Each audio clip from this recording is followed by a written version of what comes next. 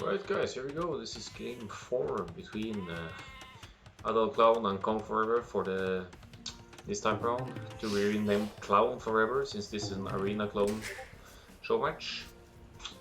We have Adalclown in the blue playing as the Teutons, and Cong4ever playing as the Malay. So I immediately favor Kong a little bit here, because the Malay can go up just so much faster with their uptime bonus, or alternatively go up at the same. No way. What the fuck is this?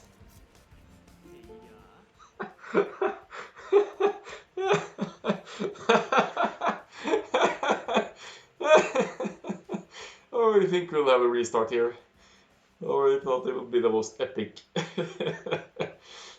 arena douche ever.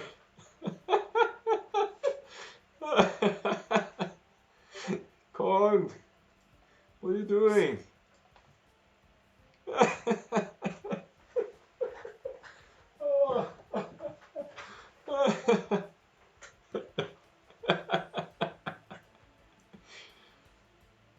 Akkal, you can relate to this, right? On Arena. Oh boy, I'm pretty sure we'll have a restart here. If they even have them. Otherwise, Kong has securely negated his quick uptime bonus. Well, who's to say Kong's not drunk, man?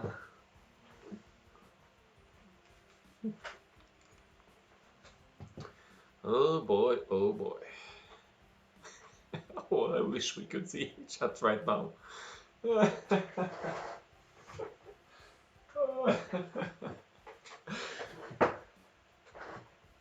Yeah, smoke the big stuff, yeah. So not your regular Marlboro Light today for Kong, maybe, since he's starting off deleting his TC at 7 pop with Malay. 6 pop even, actually.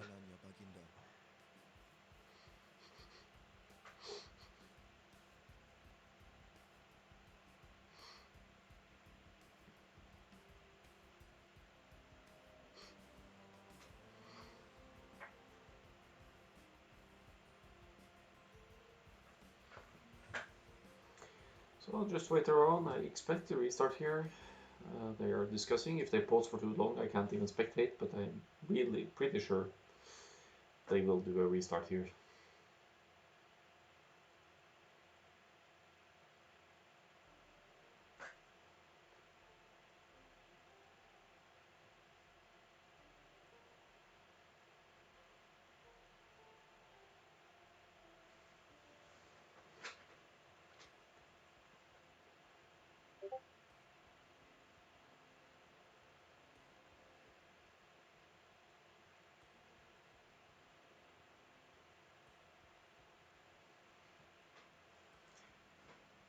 It's a re. It's definitely a re.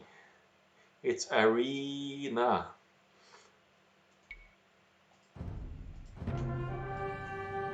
Alright, let's browse through the stats here. More food collected for Adalclown. Alright, maybe Kong is nervous here, but I don't know. He was scared off by the 6-5 for the lead here. Alright.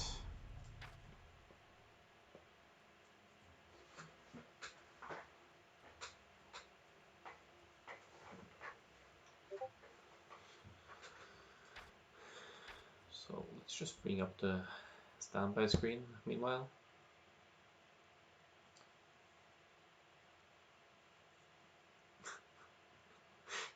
Hold on, hold on. If I go to the rec, I could see the in-game chat if they have any.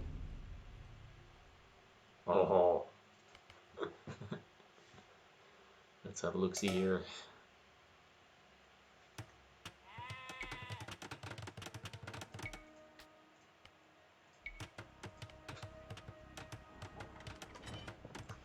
So I think somebody wanted to delete some walls here, and oopsie. Hold on, wait for it. Okay, build it up.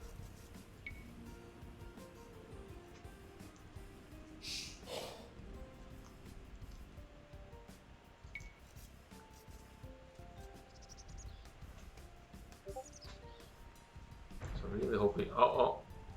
Listen to the DC being. He doesn't even. Oh, okay. Pity there wasn't any in-game chat to see here. Anyway, let's see if we can catch the live action here.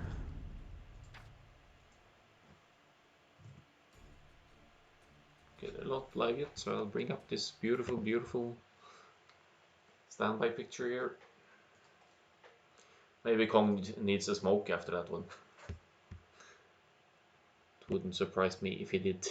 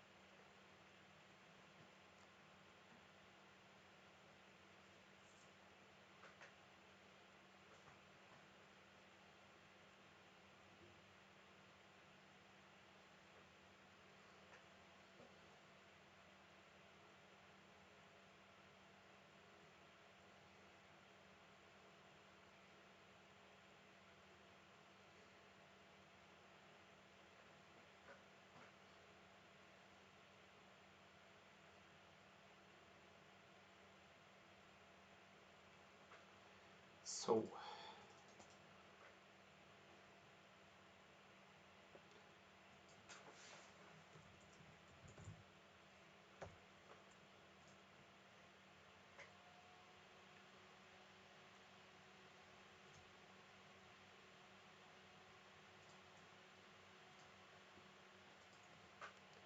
sorting out. Thanks, Wolf.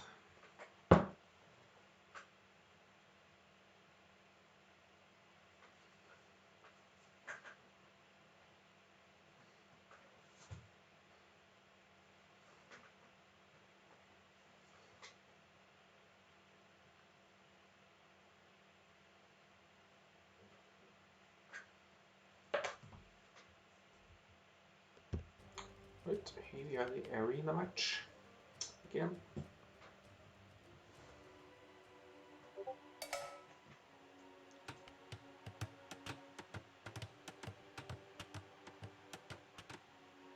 So for if somebody is catching up on the live or what or something, we just had a restart because in the previous game Kong4ever deleted his TC at 6 pop, probably aiming to delete walls, but had this TC selected for some reason, and his TC, Malay TC, went down. So there was an immediate pause and they agreed to a restart. So I consider that good sportsmanship from Adalclown, going for a great game. It's not 1.5 minute wins here, and yeah, looking forward to seeing how they are playing this. We have the matchup here. We have Students, played by Adalclown in the blue here, and in the red we have Malay for Cong4ever. For the moment renamed to Clown4ever just for the fun of it. Malay should be favored than Arena because they go up to the next stage 80% faster, which is very significant. Kong is a great boomer, so he would likely go for the very quick cast lane and just get the boom going, maybe 3 or 4 TCs, probably 4 TCs, unless he has some early shenanigans planned, we never know. Adalclown playing as the Teutons, they have a fantastic boom as well, they have the cheap farms, and their farms cost only like, yeah, 40% less, so that's almost 2 farms for 1 there.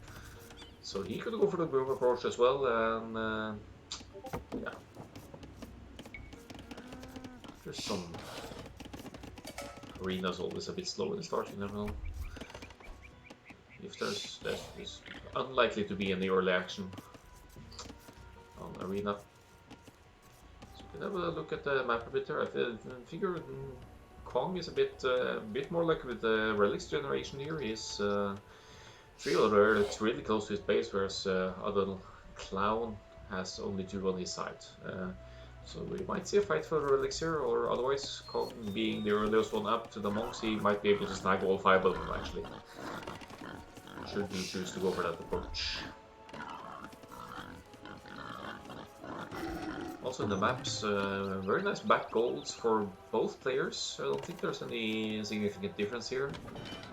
Kong's back area very empty, that goes for both players actually. So I don't know if they want to keep the walls up at all. You don't really need to in this instance, I guess. It would be, I would rather just delete them and make space for TCs and houses and whatnot. So slightly forward stone for Adalclown. It's probably not, I mean, you probably not rush to a castle drop as Teutons, I think, so that's not a huge issue here. Kong has the stone more in the back though, so he will have a more easier time securing his what could be considered his main stone here.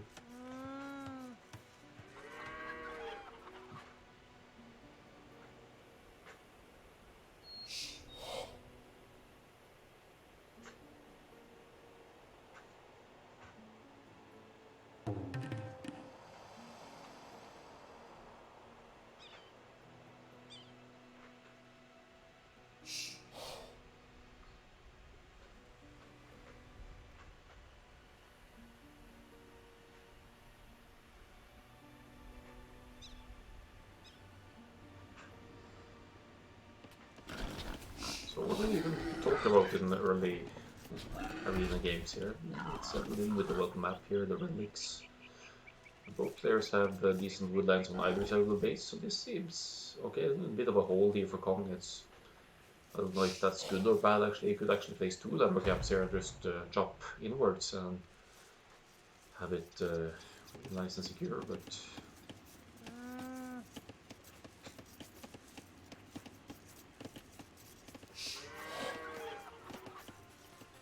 I think I really need a co-caster here to keep this flow going. Otherwise I'm just gonna browse around and there's not really that much to see here and there.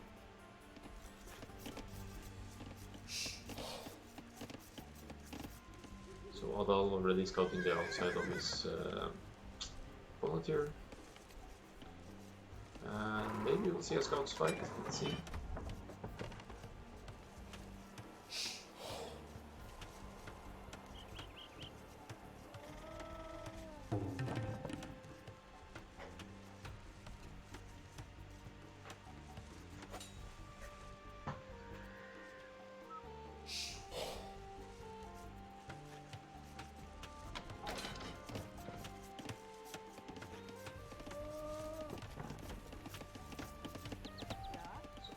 On wood, actually only 1 lumber camp for Adalclown, whatever we're gonna call him. Maybe a conscious choice here, having only 1 lumber camp, because 1 lumber camp actually equates to 3 more farms, so he could be thinking to get that food income really going early. He's already going up to the feudal age, well already he's going at 27 pop. Whereas Kong is also at 27 pop, not clicking up yet. He's queuing a few more actually. Maybe because he knows that he has the age up advantage, he can go up at 29 pop and still be up at roughly the same time as his opponent here. Now walls are going down, no TC being deleted for Kong this time around, which is good to see. Should it come to a scout war, they are at non-equal HP. Kong's scout is slightly damaged, so if they cross their paths again, that's a fight that Adalclown is likely to win. Kong with 2 lumbercamps is 10 on wood now, and should be reaching Field Age at approximately the same time as Adolf, going up at 27 up.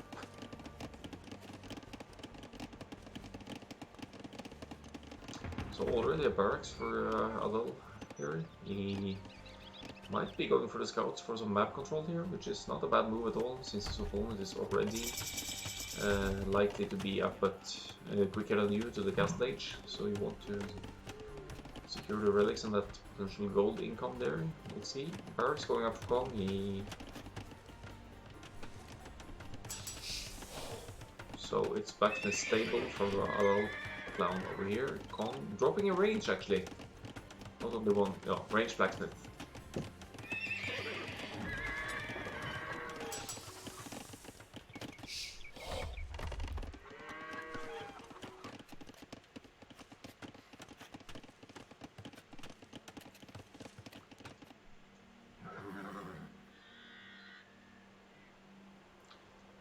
So, Adal Scout just chilling out here, guarding his crocodile, doesn't want to fight him. No need to sacrifice HP on the wild animals here.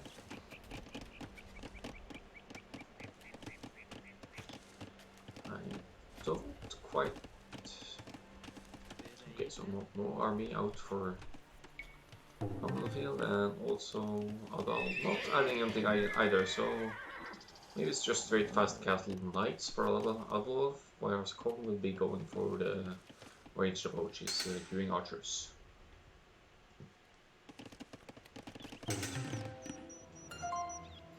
Have a look at scouting as well. I'm pretty sure they both have some decent overview of the map. They both know the location of all the relics. I wonder if Adolf seeing this will go to try and rush to get some of the relics early on. Let's see. Kong with a faster uptime already reaches Castle Age. He's at 30 pop. Adolf with 28 military.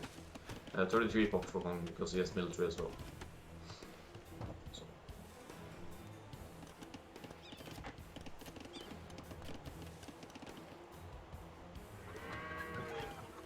So there is indeed scouts on the field for Adolf. Reaches the Castle Age now. So 2 scouts out and not any more in queue at the moment. But since Kong doesn't have any scouts presence on the map, okay, these are unfledged archers. But these numbers they could.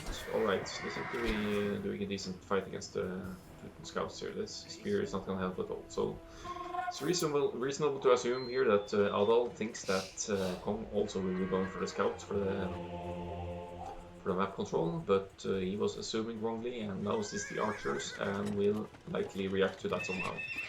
For now we could just add knights or whatnot, I guess. Crossbow is kicking in for Kong. So crossbows should easily snipe potential monks on the field. Still a fletching for Kong, but these spearmen obviously an easy pick off.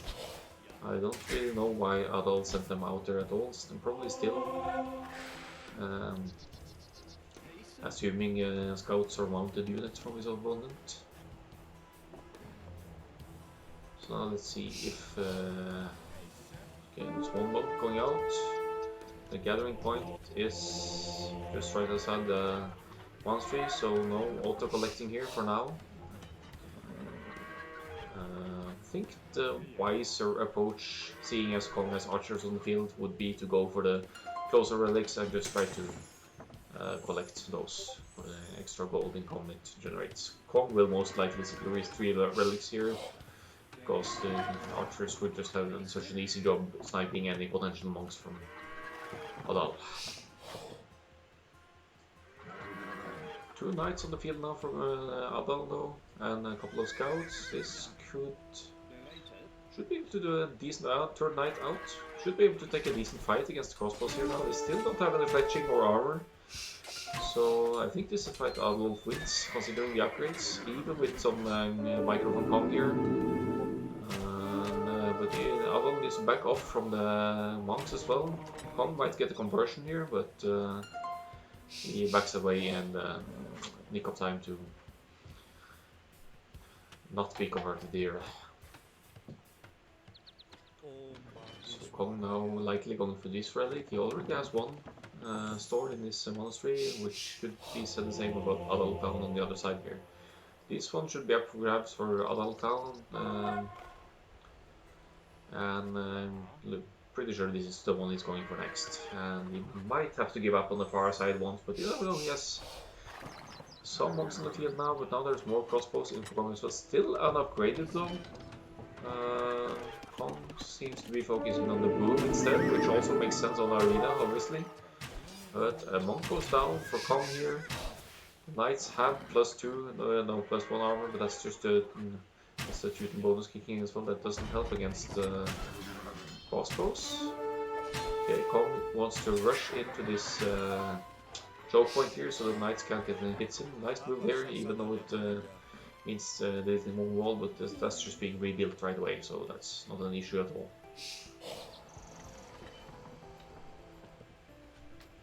So looking at Kong's rest now is spending it all, getting upgrades now, finally getting fletching for his archers. Although with the numbers he's had, he didn't have any need to rush them either, these upgrades. 2 relics now for Adal, and should be 2 for Kong at the moment as well, so I'm pretty sure Kong will pick up this one next, and Adal will just have to abandon the idea of this. Fortunate for Adal as well is that his knights are extra, or his units in general, extra resistant to conversion since it's students. So that's also probably why he could dodge that first monk so easily.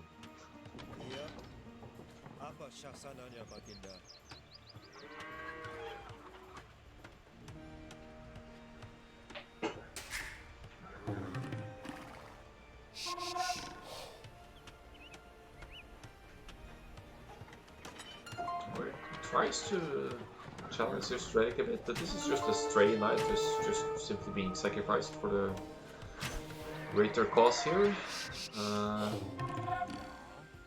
This monk will withdraw.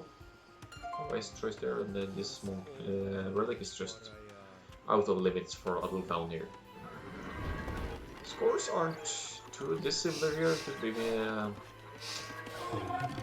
resources playing in here. Let's see. And upgrades maybe, but Kong has been on the 4 TC boom is on now, so Adal currently on 3, so also rushing up some houses here just not to get housed. I don't understand why you didn't just delete these walls already. It's only a matter of time. Boom kicking in now. Does that suggest that he wants to do some kind of forward here? It's just an extra security. Could be also be because Kong's archers are underway. And well, they turn back. It's not our time yet. These knights are in danger now. It's 20 crossbows to add a monk to 7 knights. These could already backs off, splits a bit, makes it harder for the crossbowman to get any hits. It actually picks off the monk as well, it seems. So maybe it's a good trade for Adalclown there. Looking at his res, he might be going for a fast imp here. He's not at all far away from picking up. He's getting university up. He already has monastery. Obviously missing food, but you want to keep producing, of course, until you can click the imp. That's what he's doing. He's going for the imp. He's most certainly gonna reach imp before Kong, even with Kong's Malay for PC boom here. So getting okay, we won't be seeing any traps, I guess, because Adal is not on. Well, he's going to stone now, so maybe we'll see a castle drop and some early traps. Kong now placing his 5th TC here on 1 neutral gold, so he'll be in danger from an early imp Teuton push here. Although the pop suggests it's not all that bad. It's 80 villagers And there are also some knights in the field. They're back in here for now and being healed back by the monks. So is it gonna be some sort of knights, monk and siege push from the triple player here? Already on 2 stables, the triple knights are strong. They do get 1 extra melee armor in Castle Age and Imperial Age, so plus 2 total melee armor. That's of course not going to help against crossbows and likely to be arbalists here. Kong adding some siege workshop next to his TCR. Okay, so maybe he's planning some kind of forward stuff as well. Ballet get decent siege. I believe they have bombard cannon, for instance, so bombard cannons, crossbows, maybe.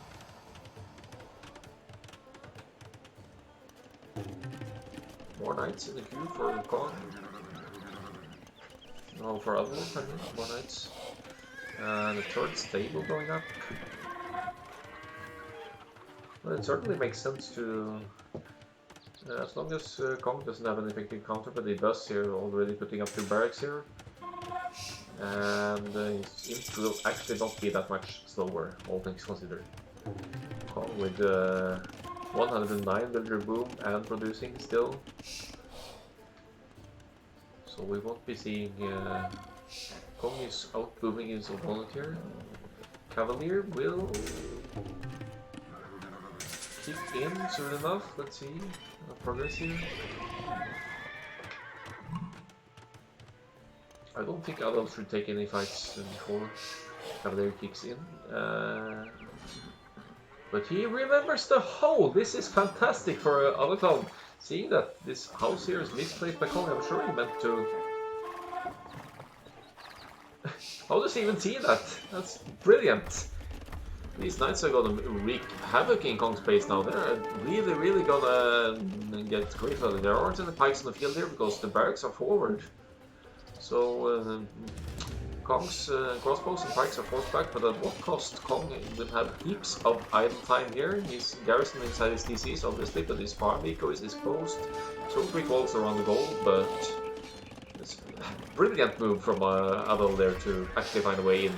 I'm sure he just right-clicked and just took his chances that there is in fact a hole here. Cavalier's in, means they can do even more damage, but Arbalest is in for Kong as well, but taking some serious losses now, down to 99 villagers, and Adal has succeeded in punishing Kong's greedy boom a lot here. So more Cavaliers in production, Kong's army is at home now. This is Adal's game to keep pressuring here, adding some siege now. Rams, they will be capped rams, I'm sure. And they can certainly tank some Arbalest fire. Kong may not even unplug this hole here. But Kong with a huge win for the lead though, that has to be said. And of course, the Winters, few Winters in queue, not that hot. What's his eco setup like? He does barely have food for Winters actually, so he wants to reboot. He didn't have a market, so he can't even adjust his eco to buy food for further production. So with his eco being usually set up towards archers and siege, of course some barracks for defense here, Halb is in, now a defensive castle as well. This has hurt Kong quite a bit, these raids from the Cavaliers getting probably like 20-30 villager kills here. Kong still on score lead though, but that could be military count playing in a lot here. TC from Adal here. Cavalier, I would actually love to see Adal even taking into Paladin, but maybe with the Halbs on the field that doesn't make too much sense now.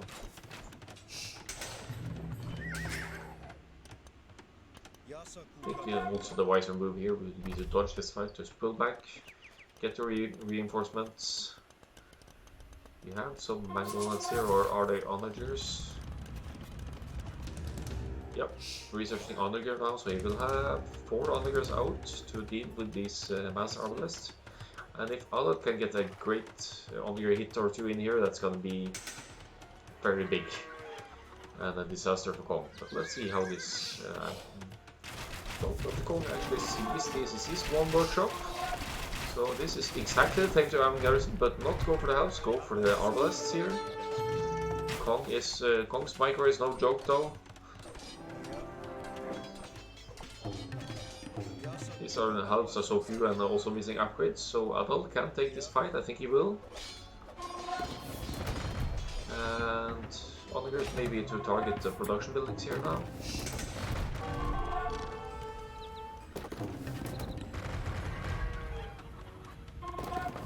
See Kong's boom paying off a bit here though. The winter count is way below, but he did have the boom going for us, so he gets getting lots of upgrades here, adding helps.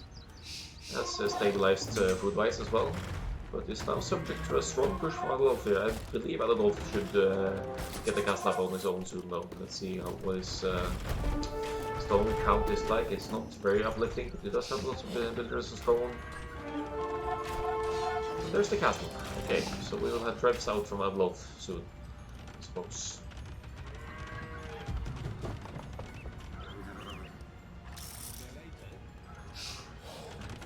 Adolf getting a house now. You won't really bother dealing with it as much until the castle is actually up, covering that foundation space.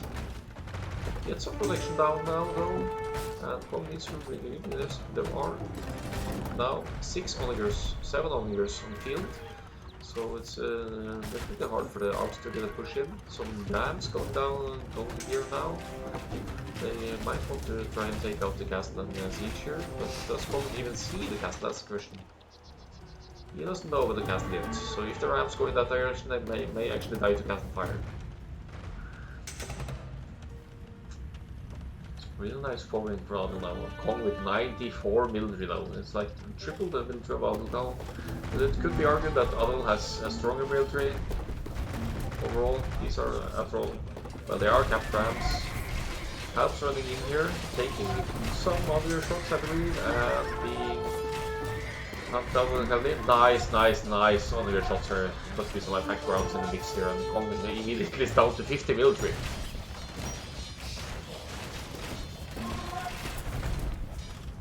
I wouldn't be surprised if Kong is. This is Adalclown doing a Kong boom over here. As 4 now 5 TCs and is farming like crazy, which you can easily do with Teutons with their so cheap farms.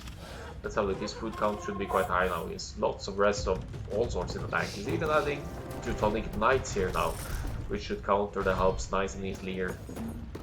Kong just now getting ballistics in. Of course, he was planning to get there earlier, I'm sure, but the raids in his base unfortunately put him off. I'd like to see some traps on the field from Adalclown, just to go ahead and target the castle.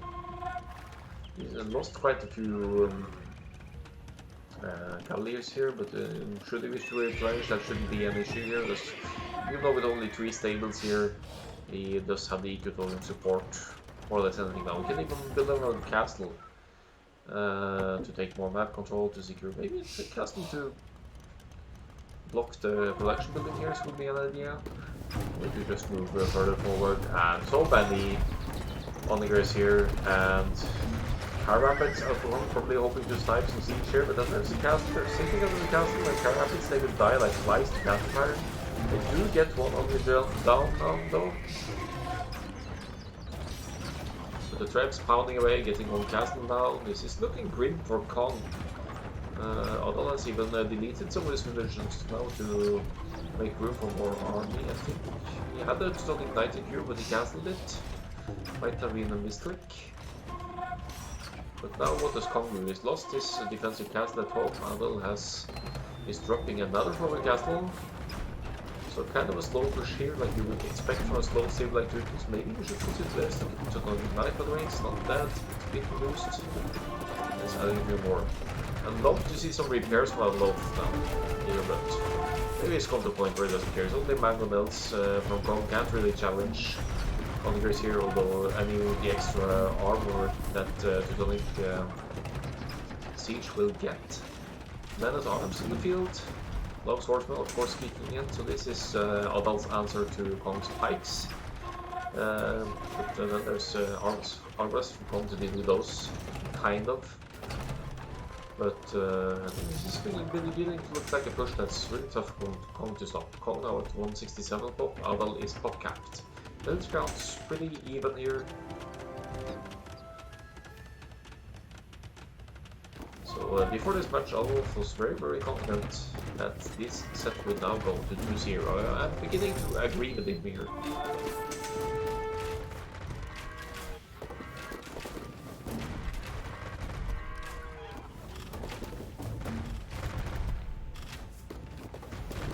Like he wants to tread on the second castle now. Does Kong have any stone? He does not have stone for a new castle, he does not have stone to repair. He does have a defensive castle going up in his base, which is nice. That's gonna put a stop to raids here, but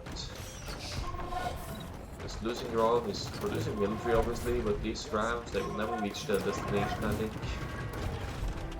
And even another castle being of Adal here. You could go for full Teutonic Knight Masterpiece as this is going now. He's adding more Teutonic Knights.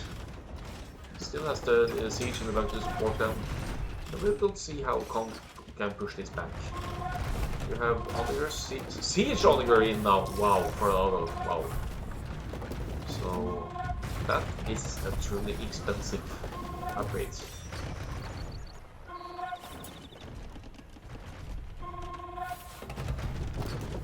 A few Onigurs on the field now, but the siege Onigurs they will just melt whatever archers come. It looks like Kong wants to try and sneak in some kind of forward here now, but Adal is even double walled on this side now. So could it be some elephants in the area? Never know. Very likely not, but the desperation calls for it.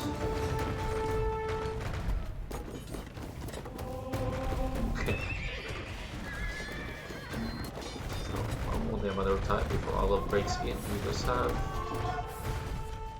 a lot of Teutonic Knights now as well. These guys are no joke either, they will easily deal with the helps here. But he needs to watch his shots and not waste these, after all, kind of expensive units. Kong's monastery is down, meaning he won't have the relic income anymore. And our turn going forward with these attack rounds or whatever it is, be a bit careful, just don't waste the army here after all. So, we have Scout now pretty much even. Population's quite even as well, but that's likely because Adal is deleting Winters to make room for more army, because eco really isn't an issue anymore, except from gold, which he has been obviously spending a lot here to afford his train of siege onagers. There's 13 siege onagers on the field now. That almost deserves an F for respect here. It's so gold heavy units here, but look at his KD, it's paid off. It's 288 kills for Adalclown. He's lost he's lost 90, which means his Onigurs has hit a lot of his own units as well.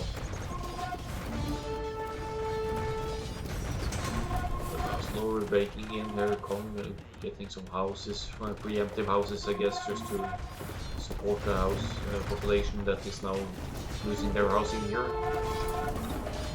So, scopes in the field, siege Onager. So, can't counter this with infantry, can't do it with stable units, also when they have shitty cavalry, so they can't really run in and do anything, they will die before they could get there.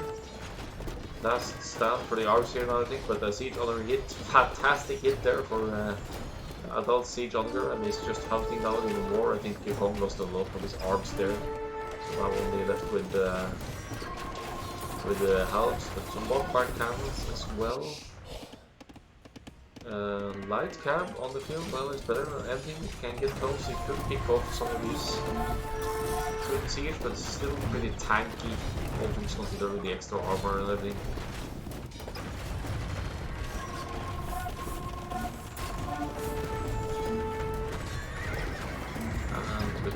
Adal is slowly pushing into Kong's base. Kong is probably out of stone by now because he's not preparing it. No, he's actually not out of stone. He's fully prepared the castle, but he's abandoning it because there's really not much chance to keep that castle alive for much longer with this push going. A little bit of champs pushing in here as well. They could take out the production potential here for Kong, and Kong will be left without military buildings in the end. Adal adding forward barracks for easy army replenishment here. And Kong now down to 104 villagers again. Don't resign. Don't resign. With the population is capped, is missing houses because the castle went down. If it's ever time for Kong to go into panic mode, that's certainly now.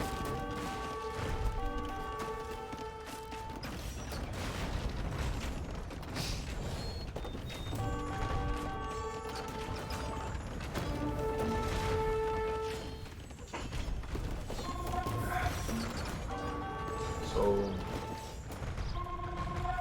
siege on areas on the field, on different parts of the field, champs and Teutonic Knights mixed up.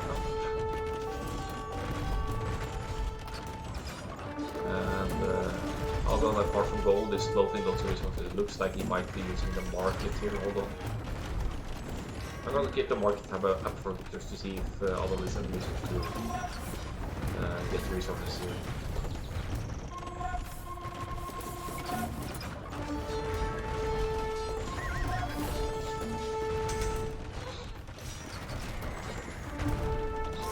At 84 builds, I think he's attempting a reboom here and there. He's getting some pieces up in farm, but there's siege rangers and champs on this side as well, and there's just no way back for Kong here. Even another PC here that could be trapped down before it's finished. Even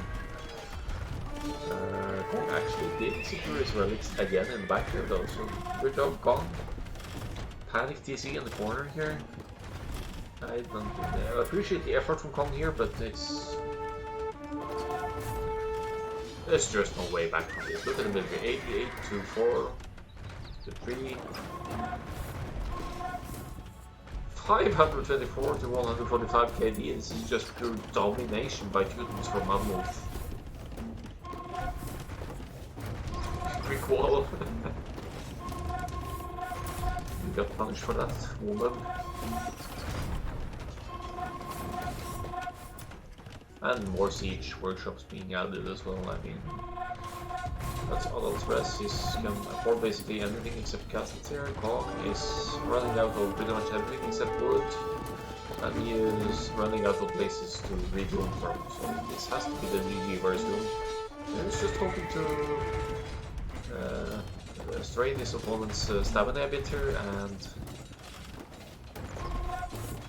exhaust Adal before the next few games that are to be coming, but the GD is called and it sets the score to 2-2 between Adalclown and, for the occasion, Cong4ever. So Kong took early map control with archers, crossbows, and secured 3 of the 5 relics, but Adal, with some cavalry presence on the field, took up some great fights, managed to, I guess, delay Kong's initial pushes a bit, and he was always mindful of what Kong was doing with the archers push and making siege and more cav to counter it, and in the end coming with the slow but powerful Teuton push with Olger's infantry, and well, he abandoned the mounted units in the end, but with such a heavy push it's just no way to come back for almost any civ in that sense. Teutons obviously strong on Arena. So let's browse through the stats a bit here.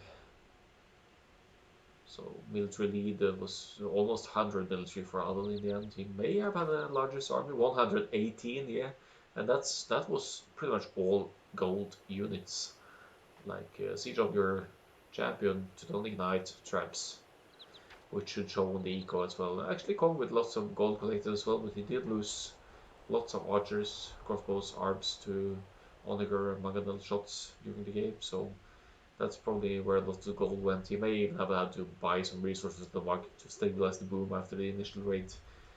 The one thing that I think lost Kong the game though was that there was one opening here which he had walled with a house, he thought, what was my impression, but Adal with his 10 or 15 or so cavalier found a hole, he targeted inside, found a way in, and got some fantastic raid in on Kongs at that moment for TC boom.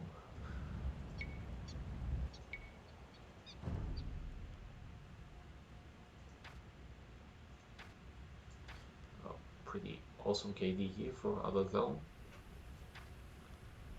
Uptime's also pretty impressive here. Kong with Castle Age at this was, I think it was 29 pop Castle Age, I'm not sure. It's still quicker to Castle Age, and uptime's pretty. Yeah, I'll show you, this is actually epic numbers here. Yeah, you had some nice siege Onager shots on your own infantry.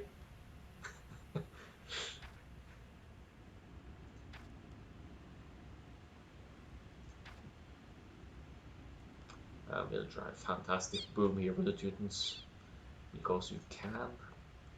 But look at these uptimes. These guys are pretty even players. At least on this map, there's you can tell the uptimes are pretty similar, which is an accomplishment from Adalclown here, considering he is up against the Civ with way faster uptimes. But taking control and look at this army count in the end here, it's nice show here. So let me update the score.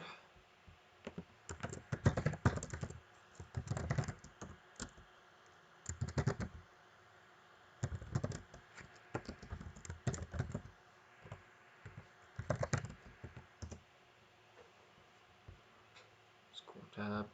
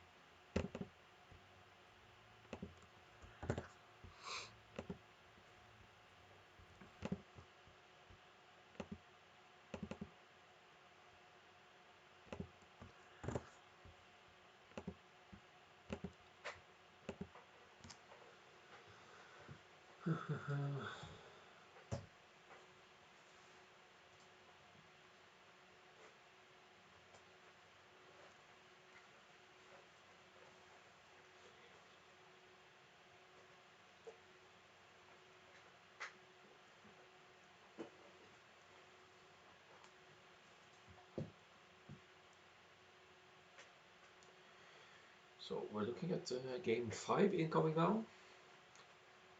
So let's see what Civs they have in store here. Hold on, let me just see if I can actually find that the draft they've done, because Adal shared a screenshot not too long ago.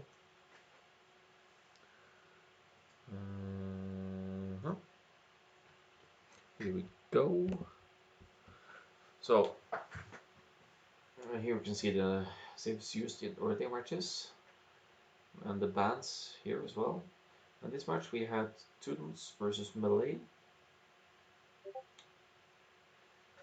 So Kong now with 3 strong booming Civ steps. He's basically have fantastic booming Civs overall because he's a good boomer. But Persians would be a not unlikely pick here in a mid-game setting. Persians with a great boom, but also strong options against Civs likely to go archer units like Mongols and Byzantines. But it would be interesting to see a Cuman, even maybe feudal ram and tower push. Kong, I'm sure Kong has seen that in the streams somewhere. Viper has done it at least, so that's an option. And Cubans also with capped rams in Castle Age. So you could go for the feudal boom with 2 CCs, build up a strong economy already, and be a bit later to Castle Age, but then immediately take into capped ram and potentially demolish your enemy, assuming the enemy is going for the boom. So what will Adal do? Teutons is out of the picture now. So could see Mongols, done on Arena, could do a castle drop with Mango Dive or whatnot. Byzantines, very strong defensive Civ, meaning you could stay defensive and boom for a while and come with a strong death ball in the end. And there's always Celts with fantastic siege options and which kind of encourage more earlier aggression, I would say.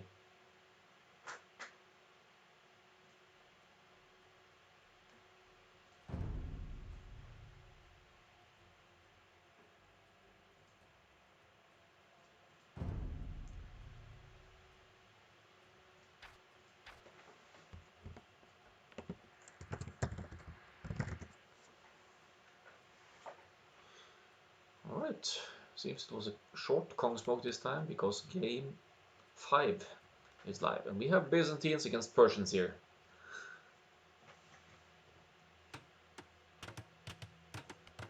So just give a moment to add the Sims command here.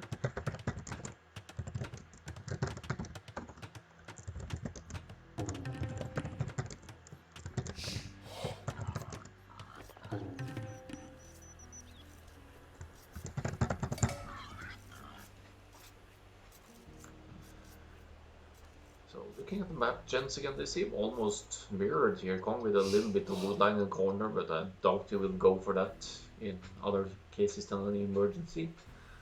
But back gold here. These two golds are in the front though, whereas Adalwolf at least has his main gold covered a bit to the side here, and secondary gold very forward actually.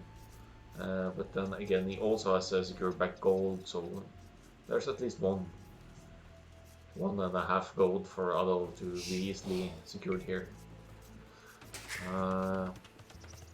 I doubt we will be seeing lots of action here until mid-late Castle Age. Maybe it could be done some scouts play maybe from Kong to secure relics and map control here, but Byzantines being a defensive civ, classified as a defensive civ, it really suggests just holding your own, getting a great boom going, and should your opponent throw stuff at you, you have cheap thrash counters.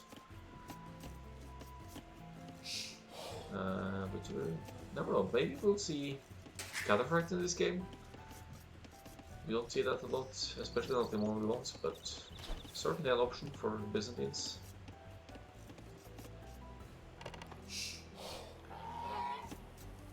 So both players pretty much just scouting their home bases here. Note that both players always scout the outsides or the bases first. That's just to ensure your opponent won't blame any potential sheep you have there, because if the sheep spawn on the outside, it's easy free meat for your opponent to steal if they go forward and scout early. It's just a typical arena play to do.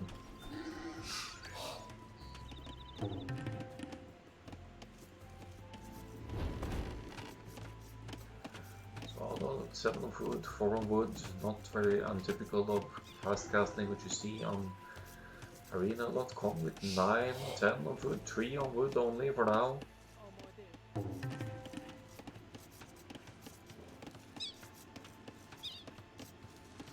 I would love to see War Elephants as well, seeing as Kong is a stronger Merendian Persians, but then again Byzantines have strong monks, so it's very unlikely to see that as a unit of choice. But if Kong is in a position to be flexing, he might consider doing something like that in the true clown spirit.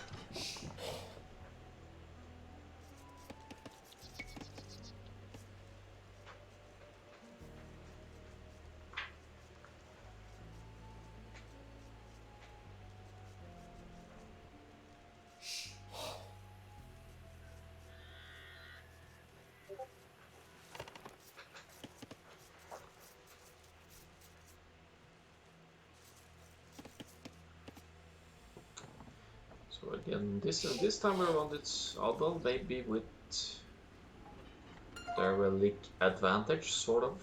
He has 2 relics pretty close to his base, but Kong also has 1 really close here, and 1 slightly more to the middle, but closer to Kong.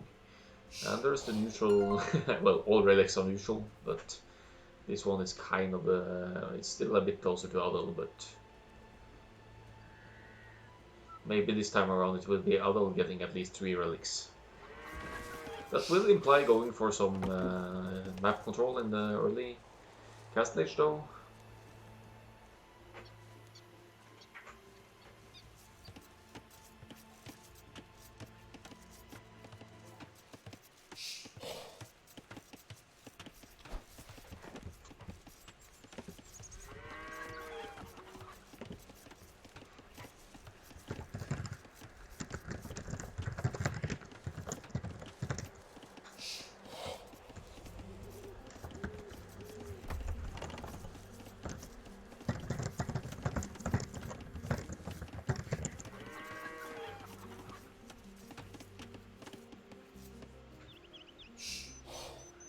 I like this map with the resource disposition. It's kind of centered, all the neutral resources here.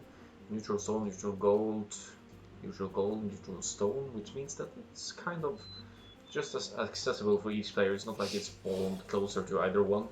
So when it comes down to the fight for the neutral resources, they are on even grounds. I like this arena map. It seems almost mirrored in this sense.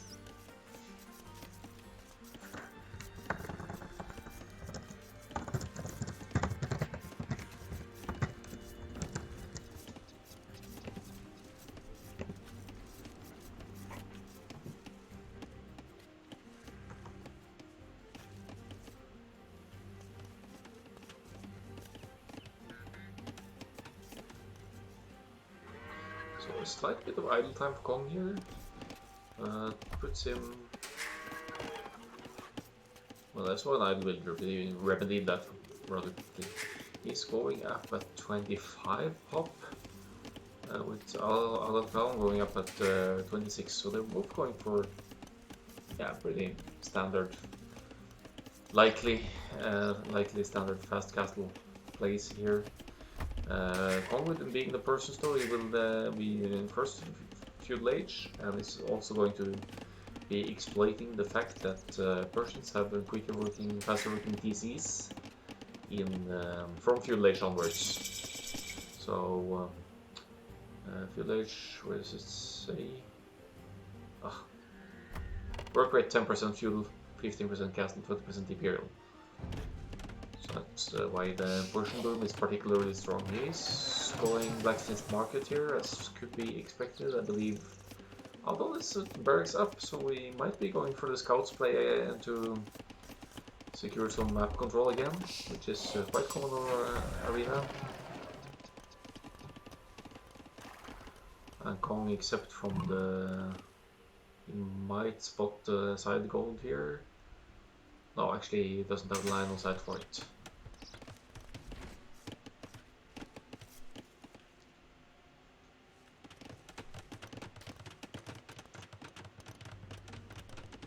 For the moment it's only 7 on food for Adal now.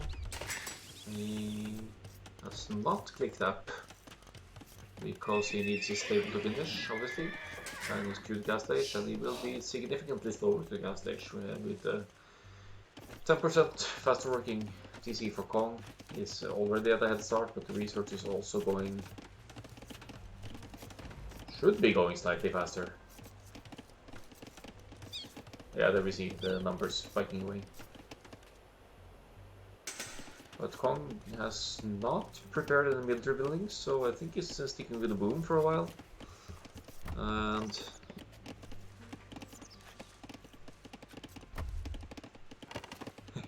interested to see what Kong does with Persians on the boom. Yeah, of course he's totally set up for it. Now deleting the walls for his space for his inevitable 5 TC boom in here. So this time around it's going to be Kong with a master Omega boom and strong later game push. Although keeping up his gates here for now, that's actually not the worst idea, because should you be pressured in the front, you could buy some more time to establish a little bit in the back here. So when it's spacious like this, I don't see it as a positive thing to keep this area locked. So scouts are out on the field for Adalclown now. He seems to, yeah, of course he scouted all the relics. Now he's using his scouts to, yeah, in an overview here. Kong only worked 1 scout on the field. He doesn't have any military buildings at all. 2 TCs immediately, obviously. Not really rushing the map, only 2 builds here, 4 builds there. There we go. But Adal, for now, staying with 1 TC. He knows Kong is going to boom, so he sends scout for it. He's going for a castle drop. So what are we seeing here? Are we seeing a Caliphate castle drop, or is he gonna add siege, or what's the place? It has 10 on wood now. I assume he will be adding some more to gold, and then it's gonna be some sort of siege push. Kong, this should be right outside his line of sight, but his scout is... Is that scout on the field? Is he in his base for some inexplicable reason? Which buys Adal time to wall his villagers in, and this castle will definitely go up. However, Adal has not scouted that Kong's area may not be able to see it at all, but had he been able to, he would have scouted this side and seen that there's a huge main goal there that could actually be denied by that forward castle like this. Byzantine's castles also extra tanky, if I remember correctly. They have more HP.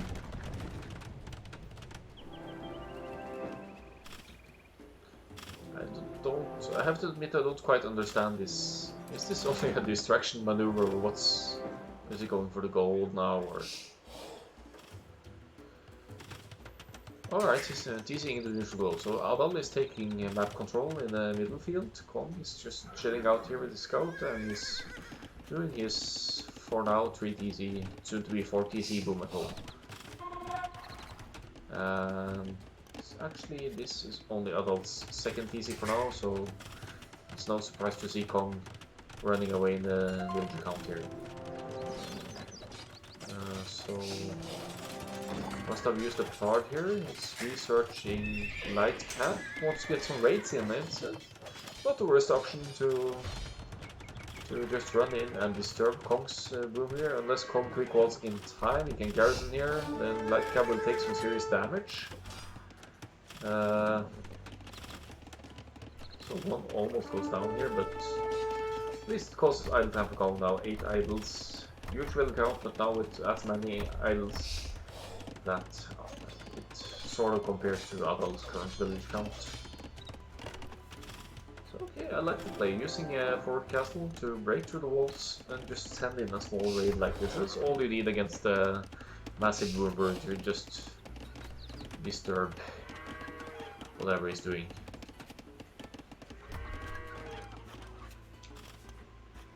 And there's also heavy on the wooden and gold here. It could of course be an archer's play, but I suspect we will see some forward siege as well.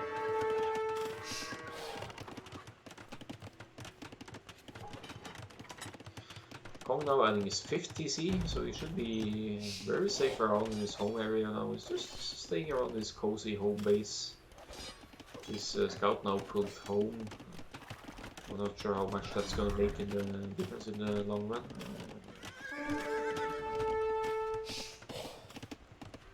Wants to hunt down a weak scout though.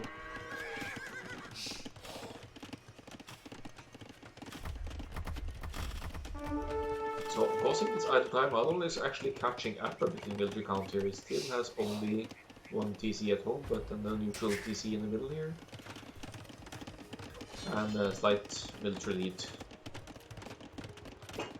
Kong now forced to drop a few barracks. He wants to deal with this raid and just be over with it.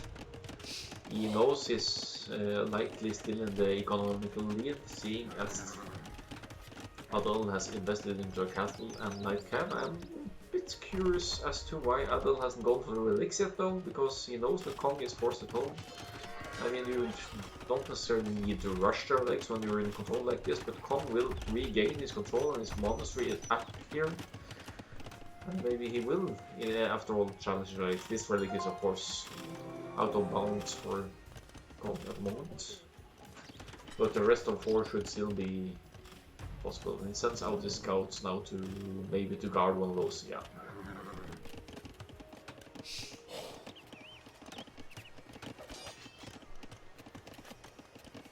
So 5 TC Kong now with huge villager lead, but he's had some idle time as well. He is being forced into making some form of military, and Adal is already doing the Byzantines, kind of a Byzantines fast imp here actually.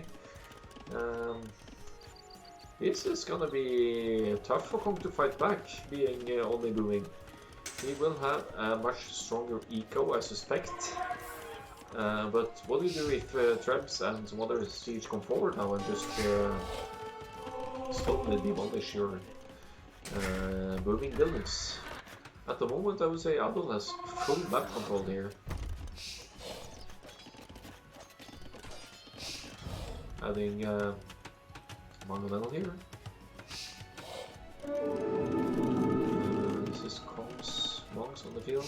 Persian monks are they don't really have any options, by the way. They have just almost no text at all. They do have for moving faster and block breathing in imp, so they will have more range, but other than that, you can't, for example, you can't convert, you don't have redemption, so you can't convert siege from Kong, no, from Adolf. And some desperate recalls here. Spear scouting, I'm impressed that Adol has been able to annoy the scouts for so long and just keeping them alive, causing idle time and a bit of stress for Kong. Now pushing forward with siege. Kong with double the buff, that's 81 villagers and barely any military. And Trev is being queued, even Cataphract. I love this. This is Arena Clown player, like Byzantine's castle drop and not really booming much at all. It's on 2 TCs, it's not that bad, but Kong should be far away from him still. So his only option is to commit to Castlage, sustain his boom, add some siege on his own, and try to prevent Adal from getting further in. It's never easy to fight back traps with Castlage units though.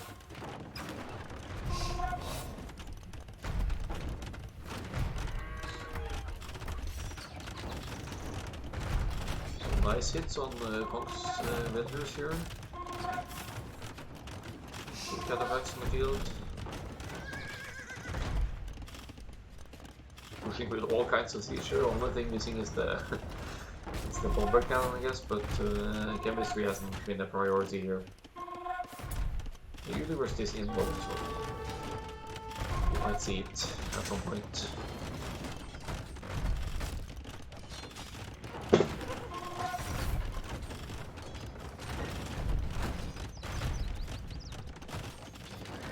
Question is, will Adalclown be allowed to push further into Ramos? For now, his castle is backing up his units here. This TC will go down, but Kong still has 4 TCs to produce from, which he's also kind of doing. He's only producing from 1 at the moment. Kong is loading up some rams here with pikemen, means the rams will go quicker and will at the very least be able to take down this ram.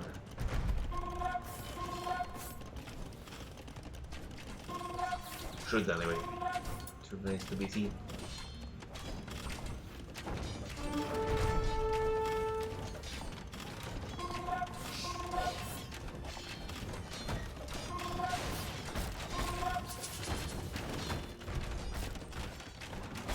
Well, it saves his trap. It's not unlikely that this saves his castle either, but it also kind of lacks the unit combo to fight back these rams, seeing as the pikes will be able to handle these cataphracts. So some crossbowmen are added here. He needs something to deal with the pikes, obviously. Getting Bozo just now, so he's certainly behind, should be behind in economy. With 30 villagers less, likely less upgrades as well.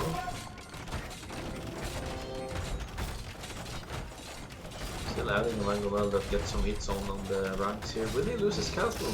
It's very bad news for Adol if his push fails him, because this is where the all in. But he's definitely forced to repair here, but he's not gonna run out of stone just yet, and he seems to be dealing with the rams okay-ish here. But in the back of all this, Kong is adding villagers for his remaining TCs again, and is sustaining his boom. Will he be able to... Yeah, he's at 90 villagers by now, but he's spending the eco wisely, adding pikes, adding more rams. He really wants this castle down, and defending in this manner at least forces repairs for Adol, meaning he has to spend on stone, he can't drop another forward castle or anything, so... Nice defense, very nice defense from Kong so far.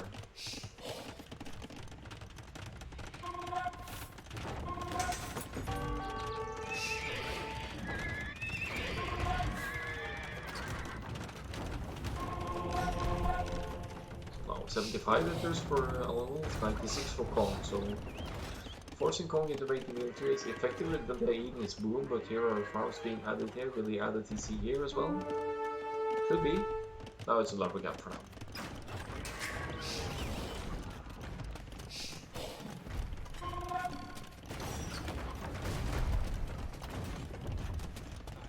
So Chad now supported by a Mangonel, a castle, and some crossbowman. Pikes aren't going to do the trick here now. Kong needs his mounted units out. Rams could also still be an option. There is only one Mangonel, so if the Knights deal with the Mangonel and the Rams deal with the Treb, they will also tank Archer Fire on the way. Hand cannons are on the field for Adal as well, so once his eco can support it, I'm sure we'll see some bombard cannons or some such as well, since they are more mobile than Trebs. Kong may be losing another TC here now, and he's stuck inside his bases. Adal with the full map control here now is assumed some of the neutral resources here, but there's still more to take, and they haven't really bothered too much about the relics here. I think Adal maybe... yeah, he's collected the one right next to the monster here, and that's about it.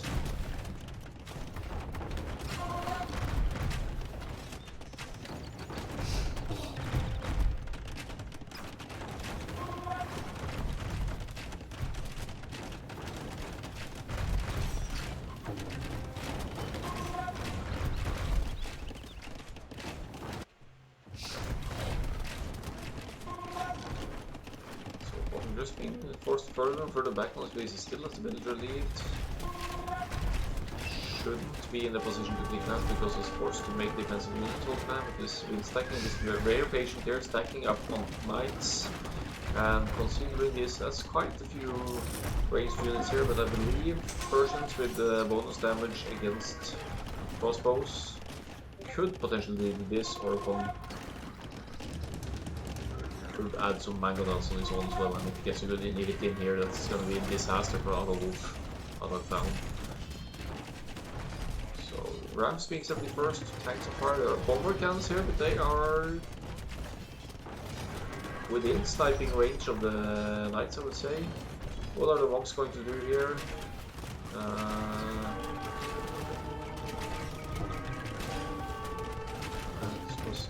I don't try to get, there wasn't really any obvious conversion choice there.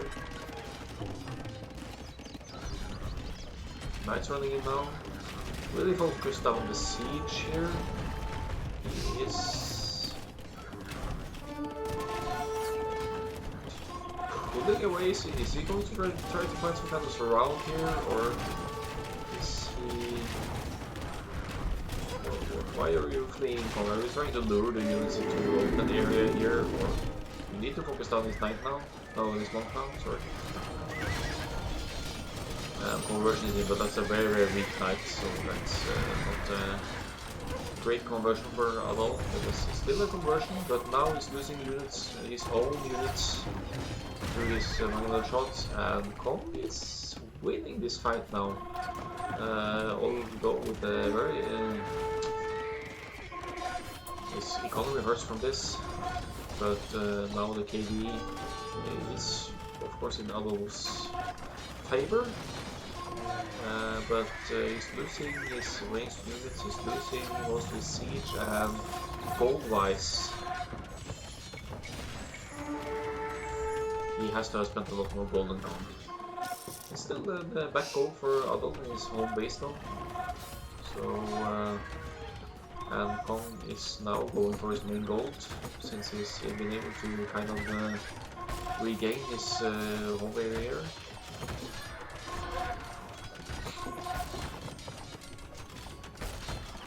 So, things being at stand, Kong is committed to staying in cast stage and keep fighting, and is pushing back really nicely. Pikes, knights, Rams to be added. Now we're focusing down Adal's production. Does not want to have camos or light cav raids in his home base now, so it's a good choice to pick off production along the way. Castle will go down at some point. Let's see Adal's stone count. He could repair for a while still, but It's now 134 TC boom for Adam actually. So it's quite happy with the count. Let's see his eco behind this. He's floating a lot of wood, otherwise they are getting similar. I would argue that Kong's eco is more stable all in all.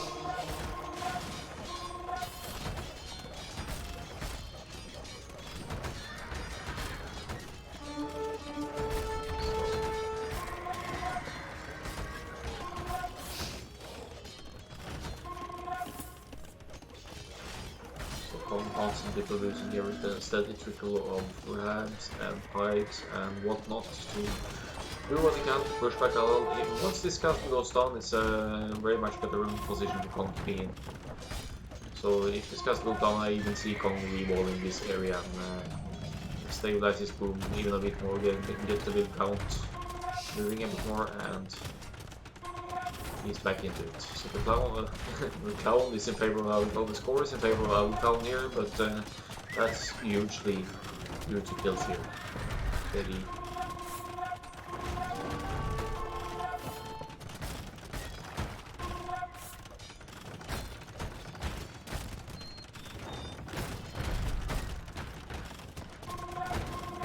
I would love to see Kong sacrificing a few knights just to focus down this mangonel here.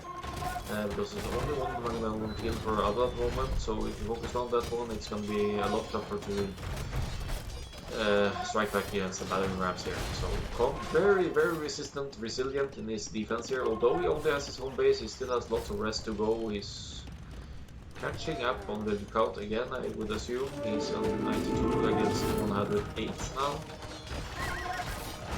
Adal with the favorite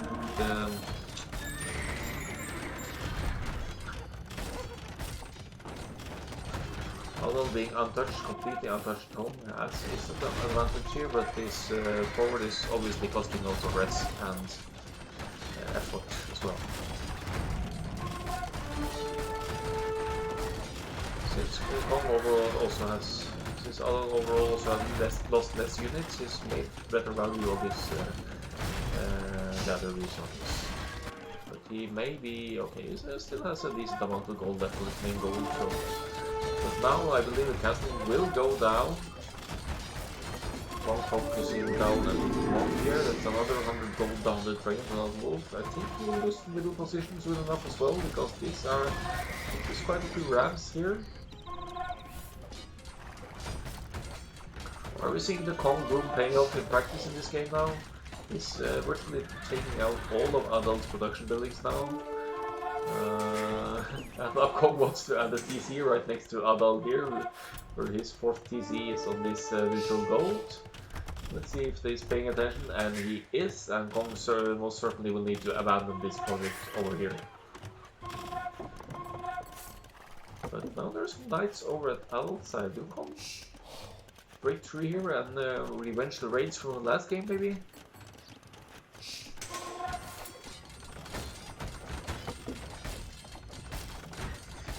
Really nice cleanup here.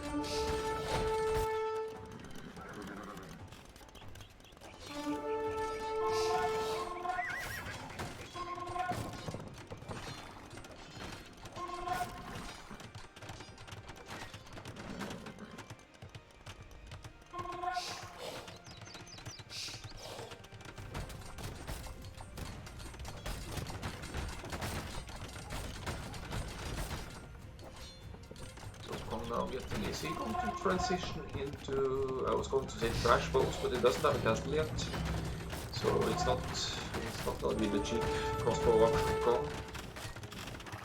Adal now securing this neutral gold as well with the castle here. So it's not over for Adal yet, even though he's being pushed back on his forward here. He's securing the resources, he's playing the map for the resources that are.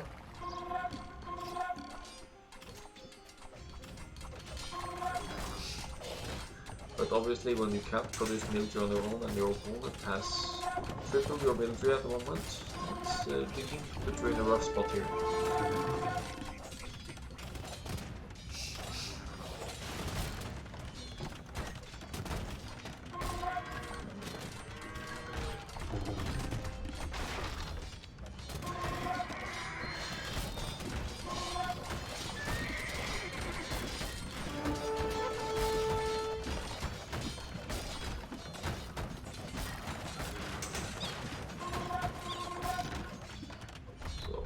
by the way, now another of the Adult overbuildings here on the DC. This is gonna cost Adult quite rebuilt, but he is adding more at home instead. He is only a matter of time before he moves on to his gold as well, I believe. Surely he must have scouted it. He doesn't see it! Okay. Never mind. So that's gonna be a nice surprise if Adal ever sees it.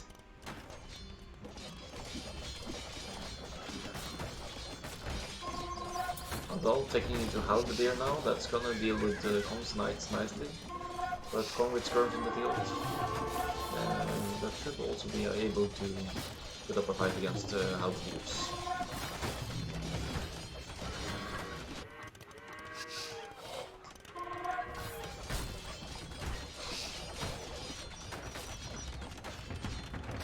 Fights in production, lots of barracks going on probably. He wants to deal with the Persian Knights now. But is the reaction too late? There's quite a few production here. Sending him out on the field. Kong obviously already prepared for the counter. Yes, scrums in the field. Perhaps also going in either direction is spreading them out to attack houses, but these might die to halves here if Kong isn't paying attention. Might distract the halves a slight bit, but they obviously can't take a fight against them. So now I think a skirmisher of Kong need to be where the halves are, otherwise Kong is falling a very precious gold unit rams here.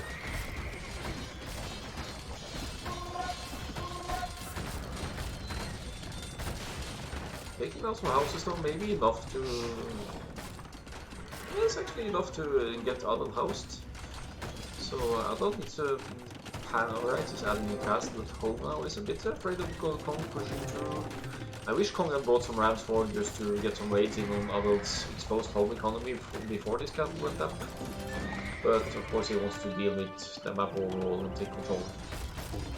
And not allow easy resource collection for his opponent. Adal might now, because if we're going for red green bombs, they can also of course counter knights.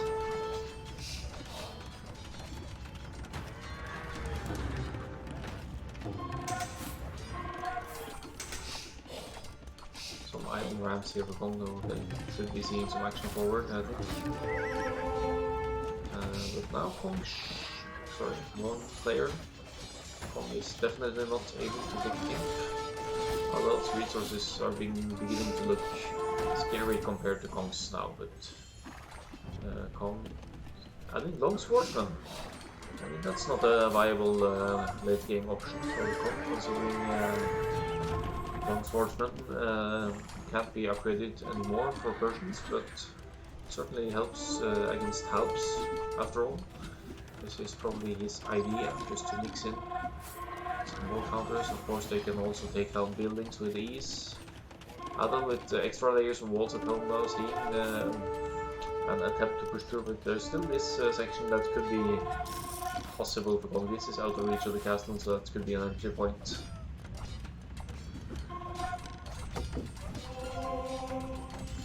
"47 scrubs in the field now. It will also be because Kong is simply running low on gold. I think he's out of gold at home. Adding farms here. Okay, so Kong will be forced to market abuse to get gold in. He's going for a trash now. Adal, should he scout this at any point? He actually has more gold going for him, and he's also secured this neutral gold, which is running out.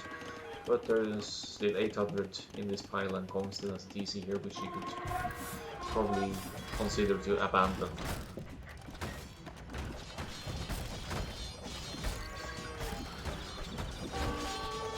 So Adal running low on gold as well. He's adding some siege now on here. That's gonna help out dealing with rams and skirmish push here. Stonewalling himself in even more at his home base. But not at any cost, because the skirms of course can reach over the walls and get some hits in. And at the same time Kong is sending knights in to raid his gold here.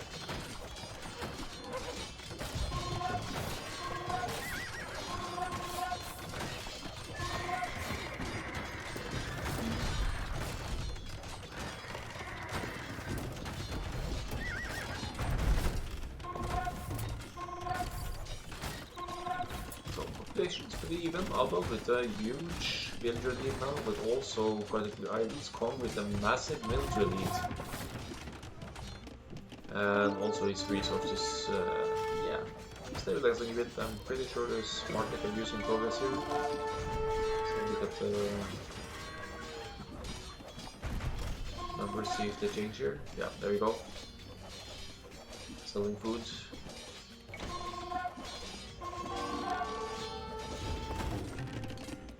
But considering Kong is totally out of gold, he might be forced to stay castle age for a long time in this game, if not forever.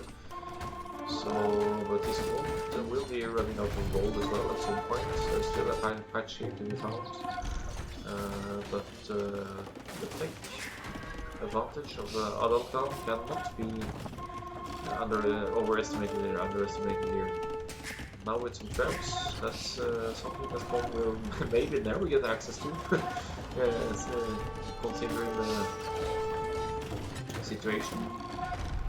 But always look at us, taking raiding units here, rams here,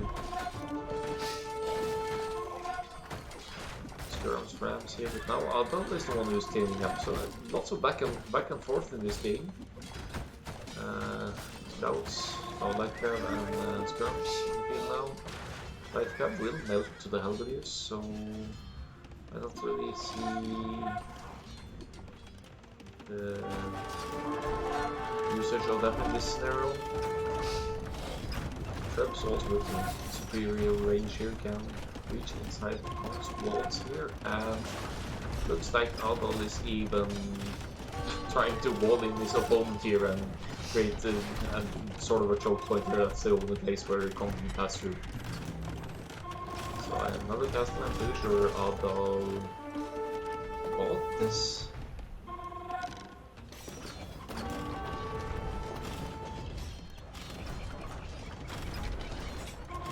Now battling down Kong's gate villagers. So there's something arena cloning going on here again, and it's paying off for Adal.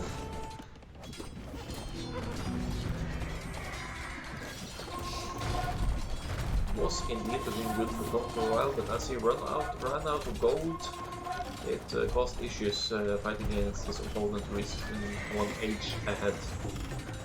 These villagers will eventually break through. The traps come forward with some monks and animals here, and Kong will be pushed back even further in his corner here.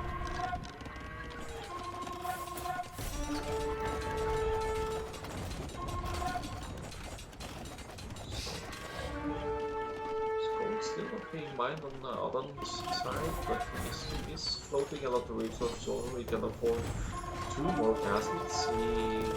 He is still collecting a bit of gold, so it's a slow trickle of gold here, but I think that's the only gold spot out on the field left. A little bit of everything here, bomber cannons, onagers.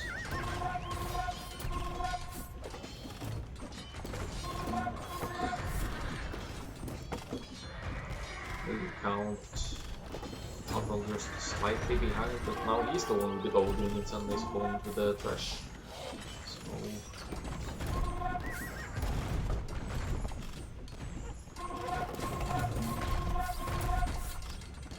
Halberdiers should be an easy kill for Python should be an easy kill for Halberdiers. There are skirmishes back here to challenge the house a bit. Now a forward castle inside Kong's Sonic base for Adal here. He has got pikes, they seem to be handling the pikes easily here. But Campers are weak to Artifier, I'm not sure how that applies to skirms. But getting this castle up will allow Adal's trap push to move even forward, and Kong will soon have no place to go, although he is sort of rebuilding or building on this side. He's collecting some stone. The wise choice for Kong will be to sell the stone for gold in this instance. And another castle. So this is beginning to look like Adalclown's game again. This is the 105 castle here. You can design again. KD not as sick as last game, but still 200 more kills for Adal here, and numbers approaching 700 now. Kong with half the kills and 666, that's a nasty number right there. So now I believe Adal will send his traps forward, being protected by both castles here, and the onagers, and also slowly pushing this side, giving up a bit of production possibilities for Kong, and having some pointy boys here to deal with light cab that could potentially handle Adal's siege. Trumps with a little bit of pathing issues here, but now they're entering.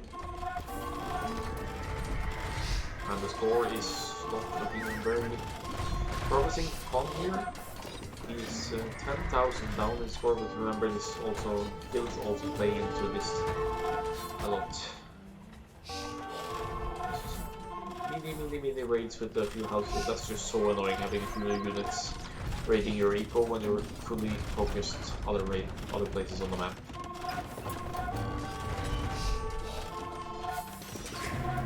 And the GG is called. So it's, yeah, Kong was defending greatly for us. He pushed back all of Adal's forward, but in the meantime Adal was double walling his side. He was refusing to let Kong in for raids, and he added TCs both at home, and he finally found his neutral gold in the back here. He didn't really make use of it, didn't collect any, but it was still enough, and looking at his resources, he was kind of out of gold, but otherwise massive performance for Adalclown again here, but still back and forth, very even game all things considered, and it's just the moves you don't expect that kind of puts you off guard. Adal in the start of the castle age, he plays the forward castle with Byzantines. So what do you do with forward castle with Byzantines? I mean, you can't really spam expensive cataphracts at that part of the game, no, but he sends in, uses petards to break through the wall, sends in 4 scouts to be light cap to annoy Kong, who had no military and was only booming, and that's what both Adal the time he himself needed to gain map control, collect resources, and get this huge boom going at home as well. So very well played by both players, but it's Adalclown drawing the last straw again and sending the game to 3-2 in favor of Adalclown.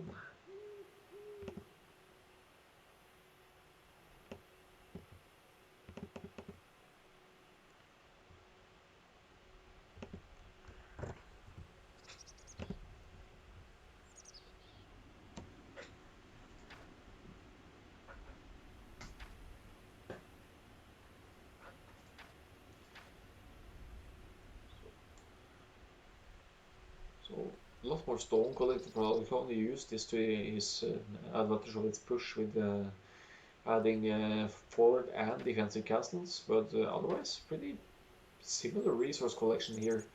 About the same gold and food and wood as well. So that says something about the boom that Kong was actually sustaining during all this forwarding from Adal. And considering the villager high as well, it says something about the efficiency of Kong's eco.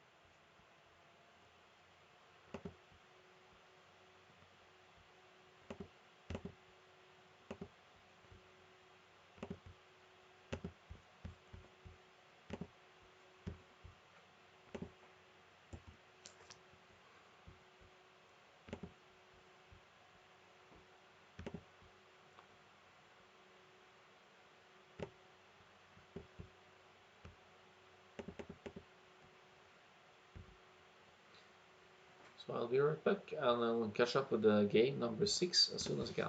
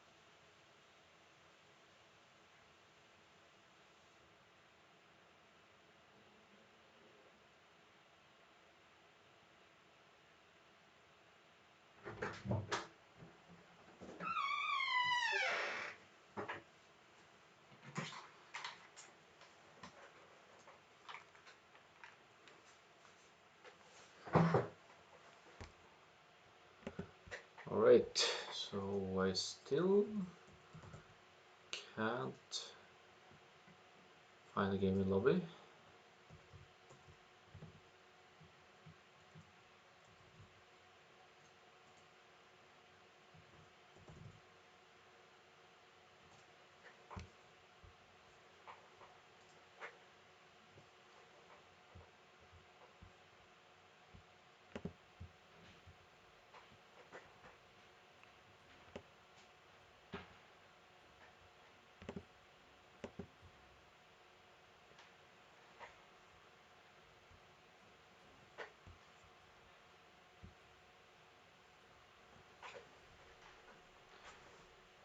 Looks like the lobby is up, but they are not ready to launch just yet. So while we're at that, let's have a look at the draft again. Let's see here. This leaves only Mongols and Celts for Adalclown to choose from, because we're now at game 6.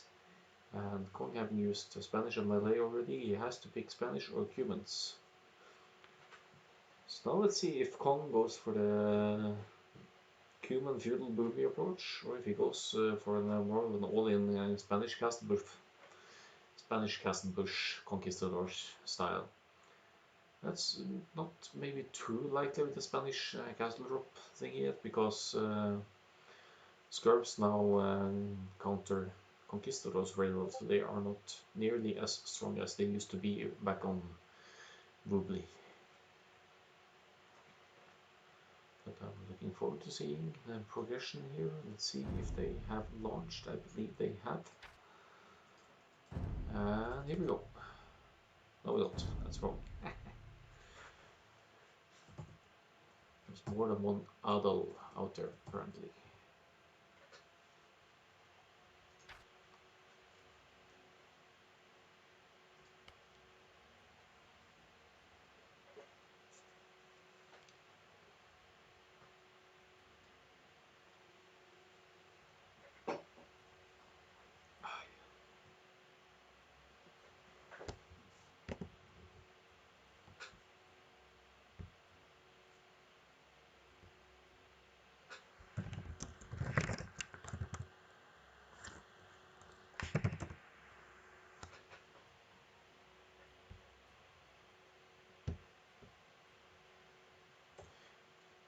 Alright, so we have an updated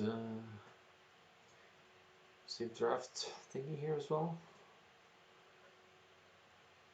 Now with the wins and losses, quite nice to see. So, see here, Kong, he won game 1 with Lithuanians, lost game 2 with Britons, won the third game with Incas. That's a game I wish I'd seen the whole way through. And then lost with Malay and Persians in the next ones. So this leaves Kongs, as said, with Spanish and Cumans, although with Celts and Mongols.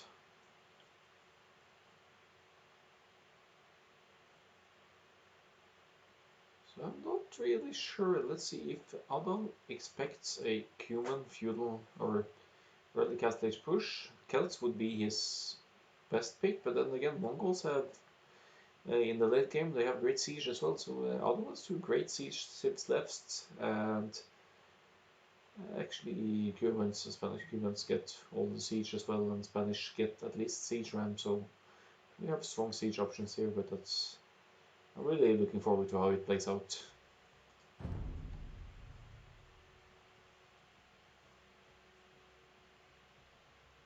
Yeah, it's definitely a Kong smoke going on.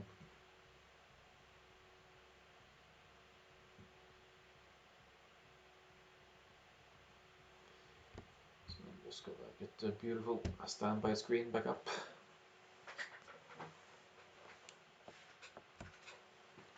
While we wait for the next game to launch.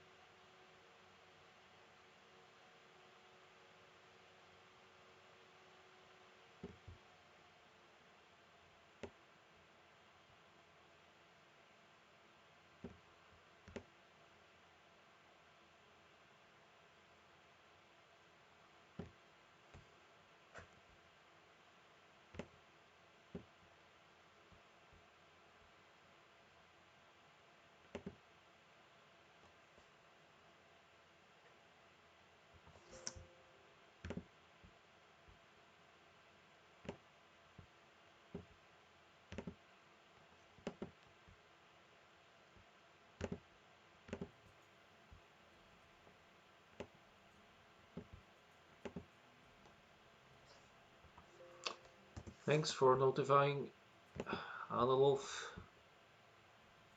That will get going very soon.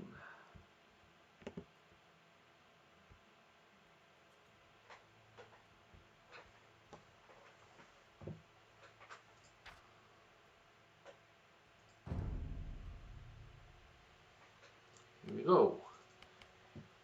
And we have Celts versus Spanish.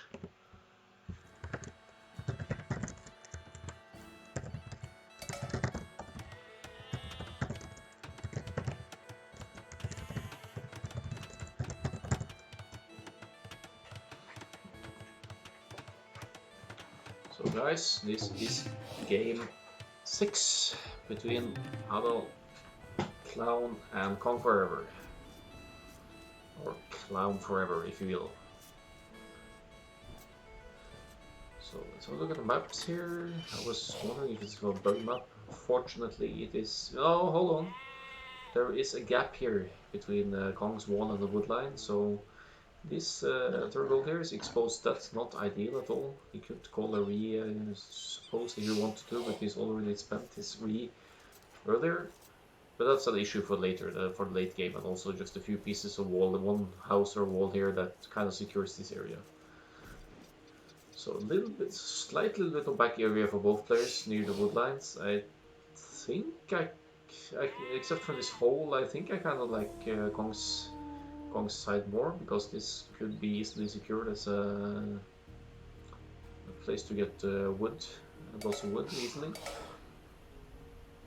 Now, actually, Adal's third gold and secondary stone are both forward here, whereas Kong, okay, we could consider this a forward gold as well, but it's not as easily denied as this one. So I would actually, I guess a castle drop is not going to be too hard for Adal to handle in terms of a counter castle, since he has this main stone in the back here, but both these and these two locations are great places for a potential forward castle from the Spanish player. So Kong pushing is there, the villager counts are dead even, Adal with a slight lead here.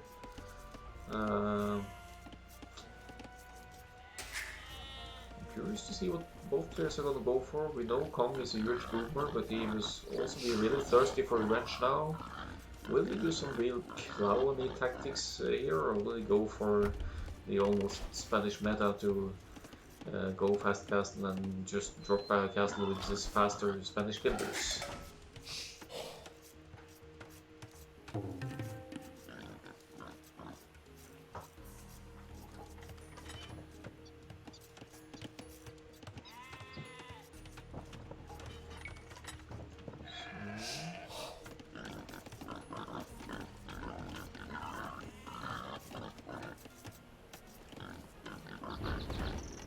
I think I see 1, 2, 3, 4, 5. Okay, there are 5 relics on the map. Again, they're decently evenly disposed, except favoring Adal a little bit here. There's one there, two very close to his base, and this is more or less in the middle.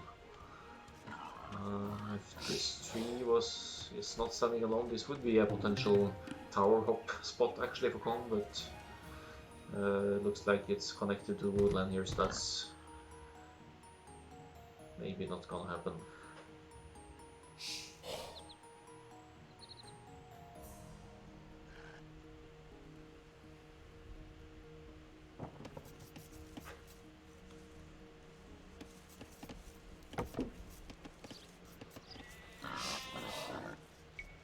So bringing the second war now. Kong is doing exactly the same thing. It's almost like watching a mirror here.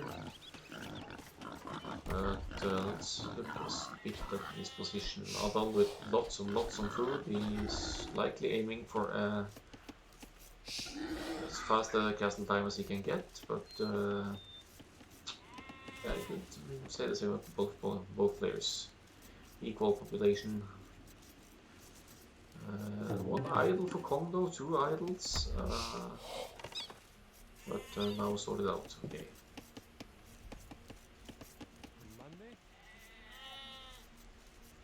And he immediately spots the opening here, and he just plugs the gap just to be sure there won't be any sneaky movements here. Of course, it's easier to punch through a house than stone wall, but there's always the potential for quick walls. Now, Adal, he did a castle drop last time around, so I'm curious to see what he has in stock this time. He could cats are also good booming seed. They can collect wood faster, so it's easier to get the farms going and to sustain them. So maybe we'll do a slightly more passive approach and just count on this great siege for a push later. So looks like they're disposing their resources somewhat evenly here. Kong has not gone to gold yet, so he might be aiming for a 27 pop up here. While Adal is already going to village and is sending number 2 to gold now. We should be able to click straight up to next stage, I believe.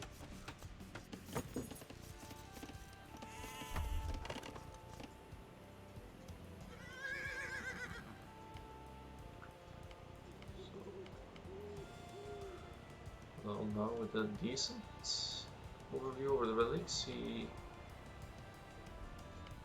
is only missing the last one down here, and then he's through to that one. Kong is also out scouting, and we might just see. It looks like Adal was hiding in the corner here just to dodge Kong here. Could be.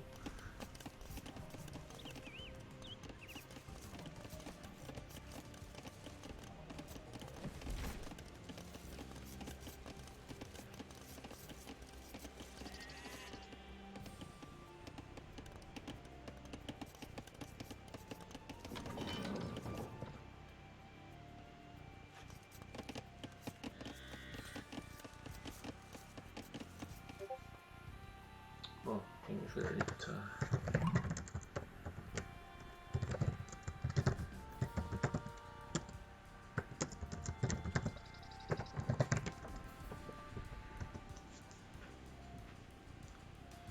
So village is in for Adal. He is very close to clicking right up to the next stage. He's missing a bit of food, but that's about it. Very few farms here though, so his deer pushing must have paid off. With Kelt wood chopping, it shouldn't really be an issue getting more farms going. It is very efficient food disposition here. It does have 5 on berries though, so that of course brings in some as well. Going for 8 on wood straight away and drops a range. So this time we might be seeing, okay, we see a double range play. You will have crossbows on the field to challenge the relics, I believe. So with crossbows, with some forward siege workshop or something to back up, that this is where Kong's household inside here could prove really dangerous. If Adal scouts this, he hasn't done it yet, but if he spots this, this would be the perfect point to break through with Mangadel and ranged unit push.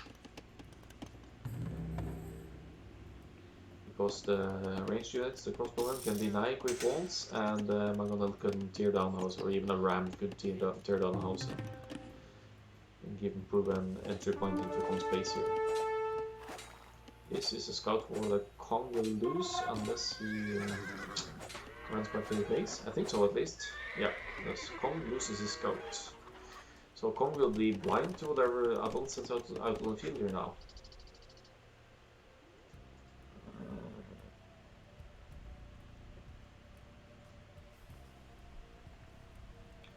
But look at Kong's stone count. He's heading for castle age. He does have the stone to afford the castle. This could also be why Adal is preparing crossbows, actually, or archers, because that's gonna make denying a potential forward castle from his opponent a lot easier.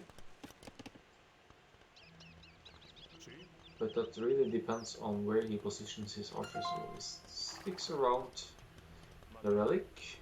So if Kong's gonna succeed in a... Okay, he's not going for the castle, he's placing it home. But he will be going for the Kongs. His eco is set up for food. He still hasn't gone to gold. But now he's TCing his neutral goal on the side there. Adal just poking on the walls and I see you, I see what you did there, dude. It's not like I never expected it, huh? So Archers forward, the archers crossbow will kick in. Will it kick in time though? He's the siege workshop. Surely they can't reach these builders. Oh, they can. They're fetching they can, and they deny Kong's defensive castle here. Kong either needs to send more builds to this castle now, or but it will mean sacrificing some builders in the process here. He will lose 1 or 2 builds if he goes to the finish this castle.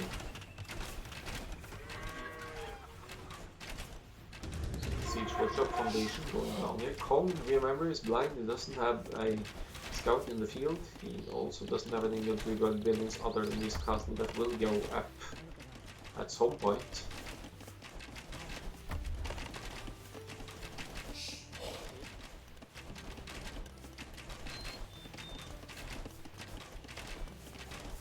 Yeah, Kong has literally no idea. He doesn't even know where his opponent is. So that's really bad fortune for Kong. Slightly sloppy, but the castle will be forced up. Spanish builders, they build really fast, but there's 1, 2 going down the process. There is actually Loom here as well, so that's 3 builders lost for Kong already. It evens out the build count here to 34, 34, now 32 for Kong, but the castle is up. And Adal will now lose some crossbows. Night Little Slitter is actually dodging some arrows there, saving some crossbows, but he loses at least, what was it, 3 crossbows there.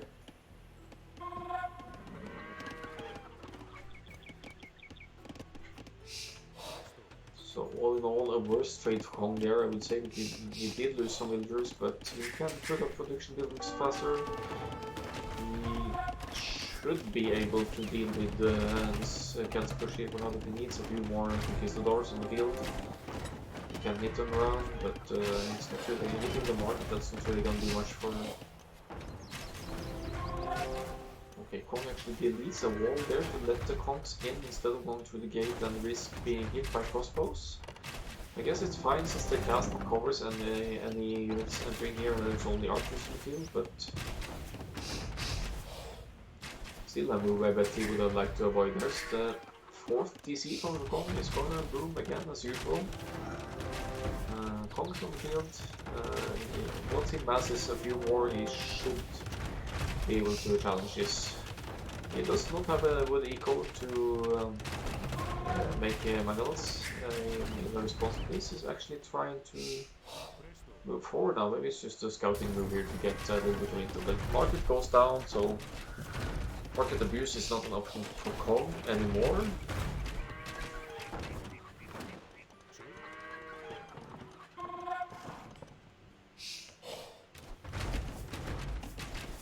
And it's just a matter of time before Adal breaks in here. So what will Kong's response to this be? Is stacking up more conquistadors, he's running around, he's spent some time scouting.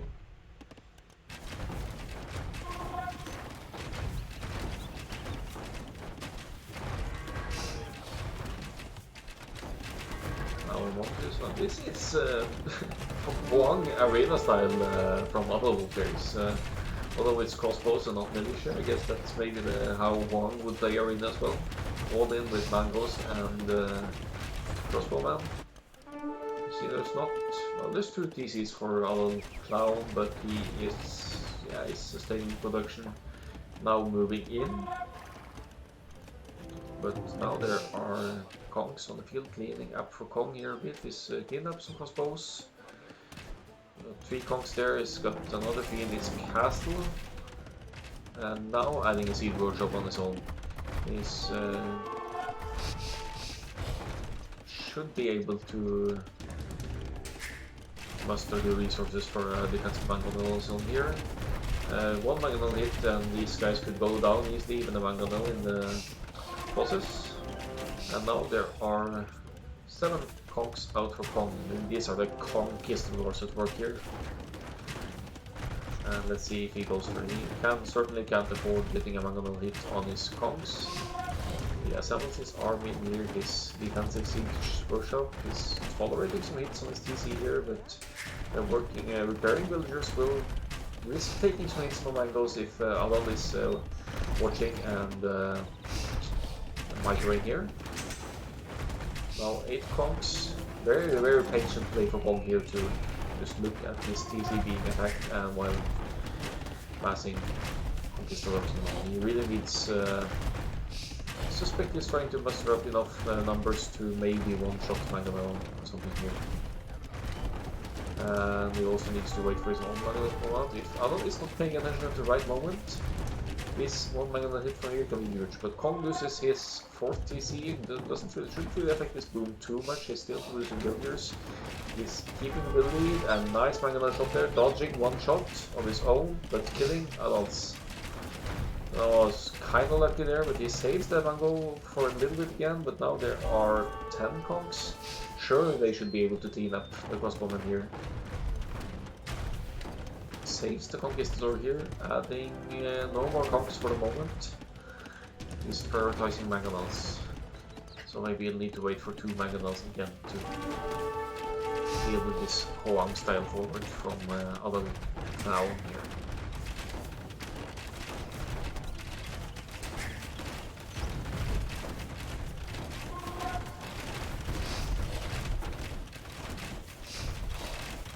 So 1-for-1 trader, that's a decent Mangonel trade.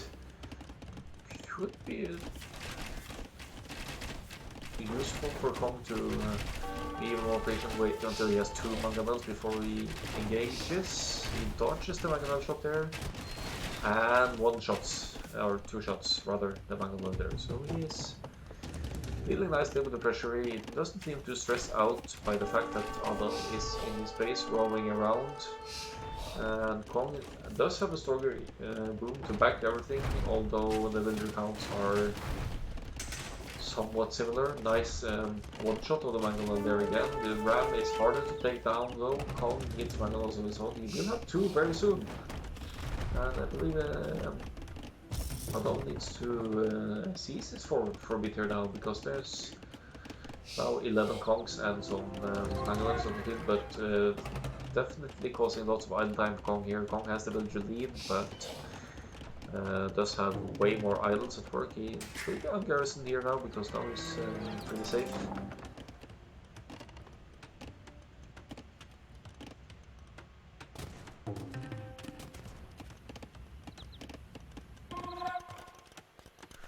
Adal now extending his boom at home, he's adding lots of houses, acting also kind of like a house wall here behind his own walls, just in case Kong should somehow break in with his Conquistadors. Kong is trying to add 2 more DCs on the field to get a map control to grasp the neutral stone, but his Kongs need to be here to deal with his crossbow if this DC is ever going to be up. But 3 Mangonels out now for Kong. He should successfully be able to deal with Adal's forward buildings here. The villager counts aren't too bad, all things considered for Kong, because he was under some heavy pressure. Now even a ram forward. This monk surely will get chopped down here. So Adal is actually doing Kong a favor here, bringing this relic so close to the Kong space. So sitting here with some crossbows, 23 crossbows on the field now, with no armor but bucket arrow. Always is being cleaned up, but Adalclown again being the first player reaching Imperial Age. Kong, for the moment, pretty far away.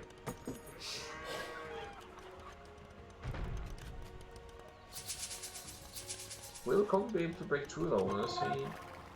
He doesn't have any intel on this side of Adal space, which is where the entry might be the best option if he wants to go in and raid, but Adal now dropping a defensive castle in his own base.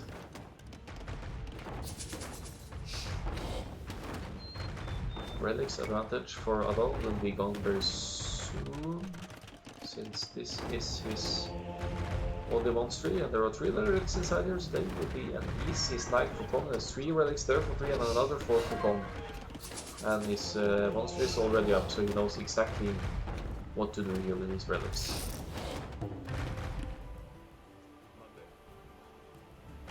Now adding knights to knight's switch. Bet he wants to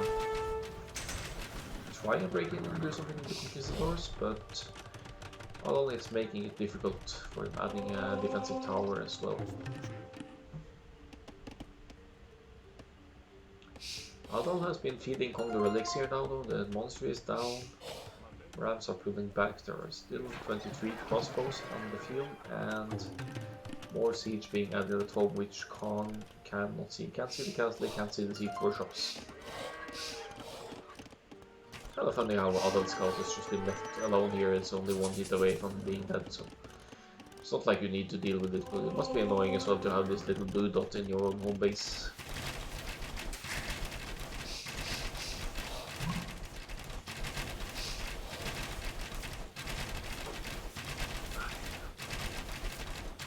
Relations in for Adalclown. Getting some more siege units added here. But if you don't pay attention, some real juicy Mangamal hits could be getting here now. Kong tries to split up a bit, I think. Ah, nice little. Gets quite a few crossbows there. He should delete this DC now though, otherwise Adal will get this erase these resources from Kong's bank.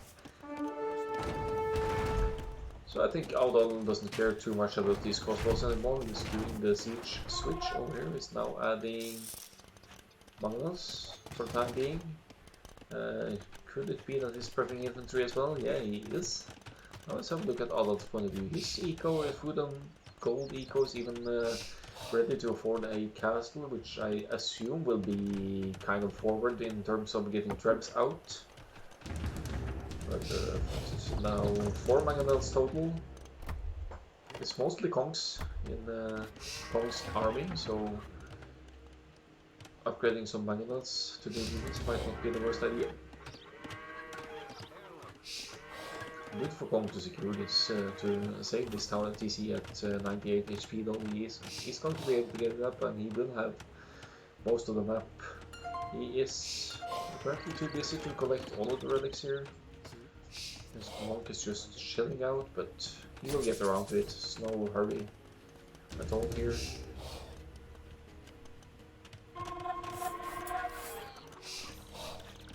And Kong is also approaching Imp. Kong adding ranges. Is he? Okay, he deletes one of his ranges for some reason. Could have been a mistake.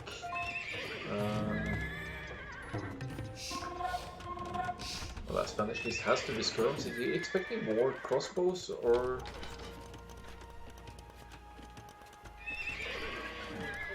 I'm not sure what's the play here. Okay, it was a mistake. He wanted to add stables, not ranges. So the ranges are for skirms to handle pikes for his opponent, who already has polygars out, and of course then Kong wants stable foot light cab to deal with the now incoming Celt siege. Kong will lose a few houses. I don't think he cares about that at all, because he is not content. He wants to place a castle somewhere. He places here nicely, covering his TC woodline and 2 neutral resource piles here. Although with a huge move at home now as well, 3 TCs total, quite a few farms, and now moving forward with the pike and siege push here. That Prime will go straight down. Wonder if Kong wants to. It's probably not worthwhile to take these.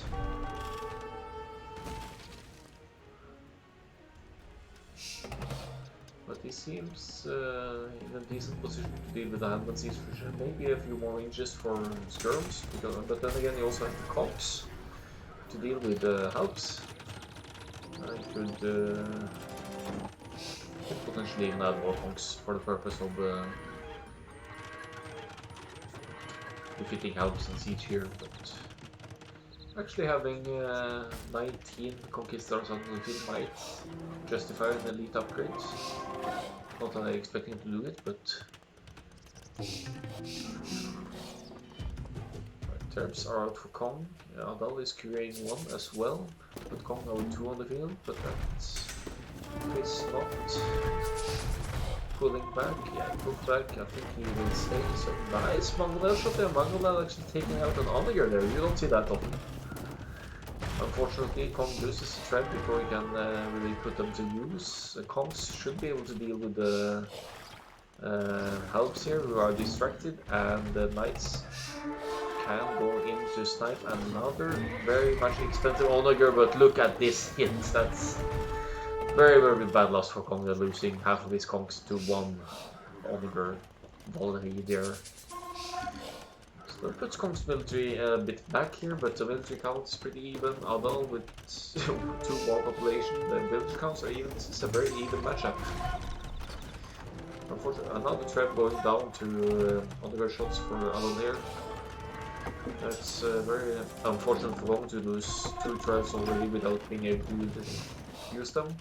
This trap is chilling out here and hiding away from Adal's scary armies though. Kong is not rushing repairs on this castle, maybe he simply wants to place another castle with a remaining stone here. This area is also wide open, so this is susceptible to whatever kind of raids that, let's say that Adal would put this wall raiders, that would be the perfect entry point for them to do some nasty raiding damage. Now rushing the repairs here, I guess Spanish builders who build faster also repair faster, because it's sustaining this one for now. Kong runs in with some light cab and tries to make Adal hit some of his own units, and this trap might go down, but another cab goes up here. Kong was pretty low on stone before this, so he must have bought some stone, I think. But the Celt Imperial push is no joke, guys. It's really hard to fight against if the game goes on for too long. But while holding, Kong essentially only needs to hold until Adal is out of gold, and Adal is buying both gold piles here, and Kong is for now controlling this neutral gold. So it is not unlikely that Adal will run out of gold first in this matchup, but the castle stock means this gold is potentially up for grabs again for Adal. And Kong now goes for some raids inside. He finds the neutral gold here and punishes Adal from this side, taking Adal effectively off. This gold income, he still has a lot in the bank though. He's floating a lot more resources than Kong, but that's not necessarily a good thing. All things considered, it could also be Kong is producing more overall. But now with 4 traps, 5 traps, Onagers, helps, 2 castles going down just like that for Kong, and puts him in a really rough spot now. Slightly larger military for Adal, they're both kind of capital. Kong is losing population space due to losing castles, unfortunately. Now he needs to panic up many houses. Good thing he has quick Spanish builders. But it's looking rough for Kong at this moment.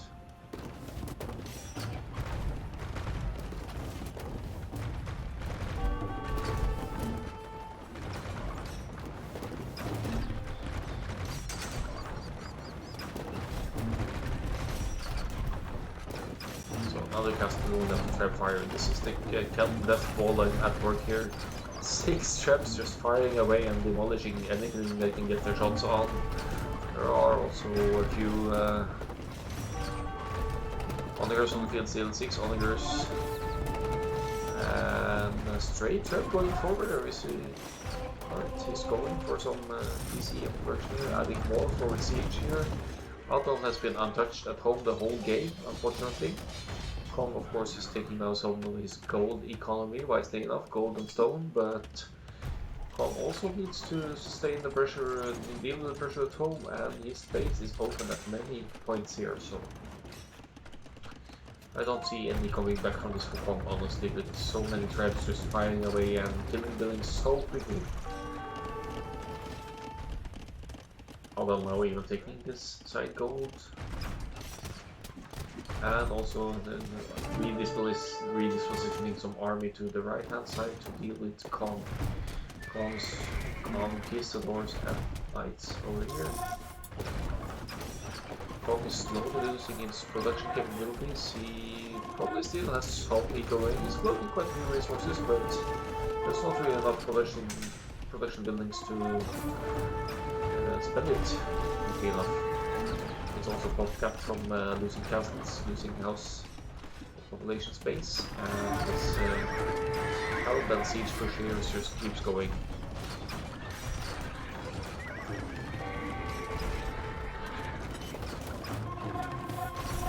Siege on the grave, even for Adalclown here now. He must be running. He's not even running low on gold. He's having fresh units to protect his gold heavy siege units, and he's just going in for the kill here.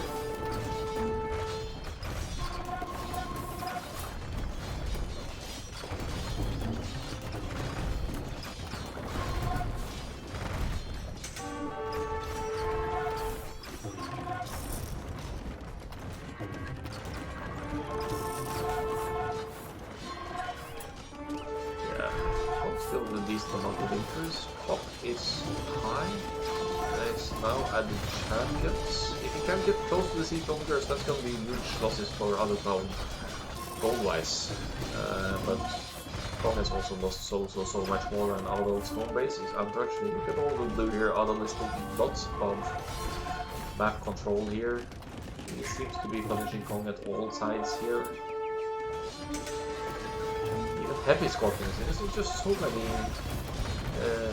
huge siege upgrades in for Adal now, and heavy scorpions can easily deal with champions numbers like this. So even if the siege on here these shots here, if he focuses Scorpion Fire, he should be able to deal with these champions here. That's a huge hit on his own units here for Adalclown.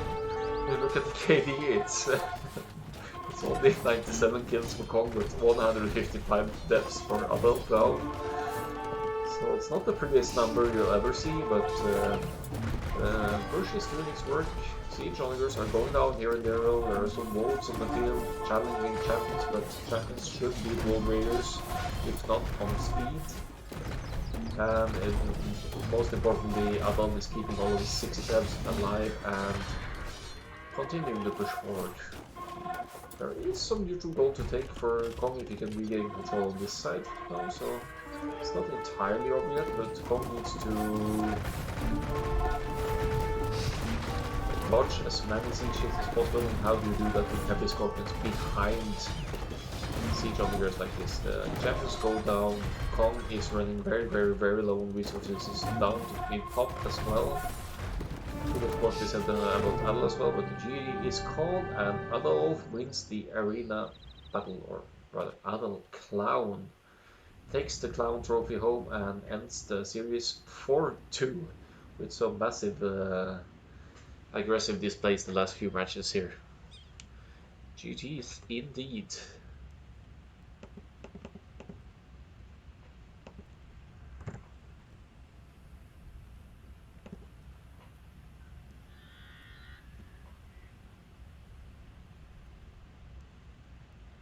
Who? Kong?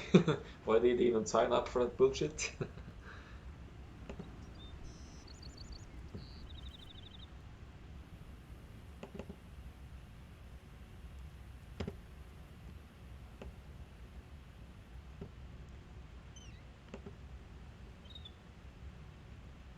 Well, oh.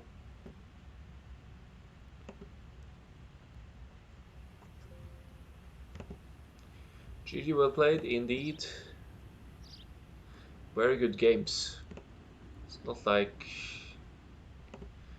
there was any reason to question Kong's capabilities. Yes, you need to get the names right. It's Adalclown, at least in the arena setting.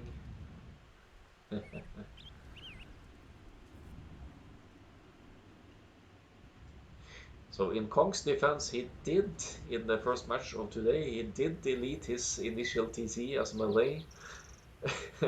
And he was fortunate that his opponent agreed on the restart, because this happened in the first few minutes. But I'm sure that that mistake there threw him really off guard for It says, might say a slight little bit about this focus for gaming today. Alright, so let's have a look at stats here as well, and especially the KD of Adolf, who likes to kill his own units. So 118 kills for Kong, 183 lost for Adolf.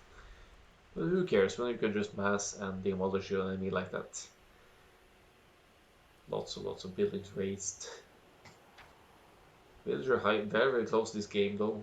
More gold for Kong. He did snag Adal's relics in the forward monastery, but it all was of course a long distraction maneuver for Adal to get his boom going and kill Kong with a Kelp Death Ball in the end. Yeah, he helps. Who cares about wood and food? Exactly. So key numbers here. No surprise to see Celts having more wood collected here and more gold as well. Pretty impressive uptime though with Celts. I think it was 20. Was it a 28 pop castle? I think it was. And Kong slightly below, but also Adal denying Kong's first castle. So for some reason Kong's first castle was right up against his walls, and Adal's crossbows managed to delay or deny that for a moment. Not deny completely, just delay it. So total castles. Time, let's see some power spikes in military here. This is before Kong could get his conquest lords rolling. But otherwise, army movements not too dissimilar. We know already that the villager high was pretty even. But Celts late game, one of the strongest in the AOE 2 for sure.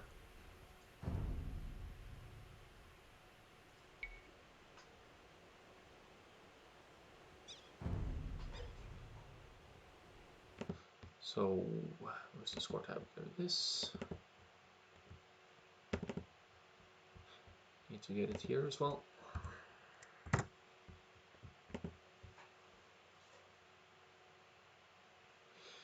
I don't know if Kong is around. You would know that better than me, you just played him.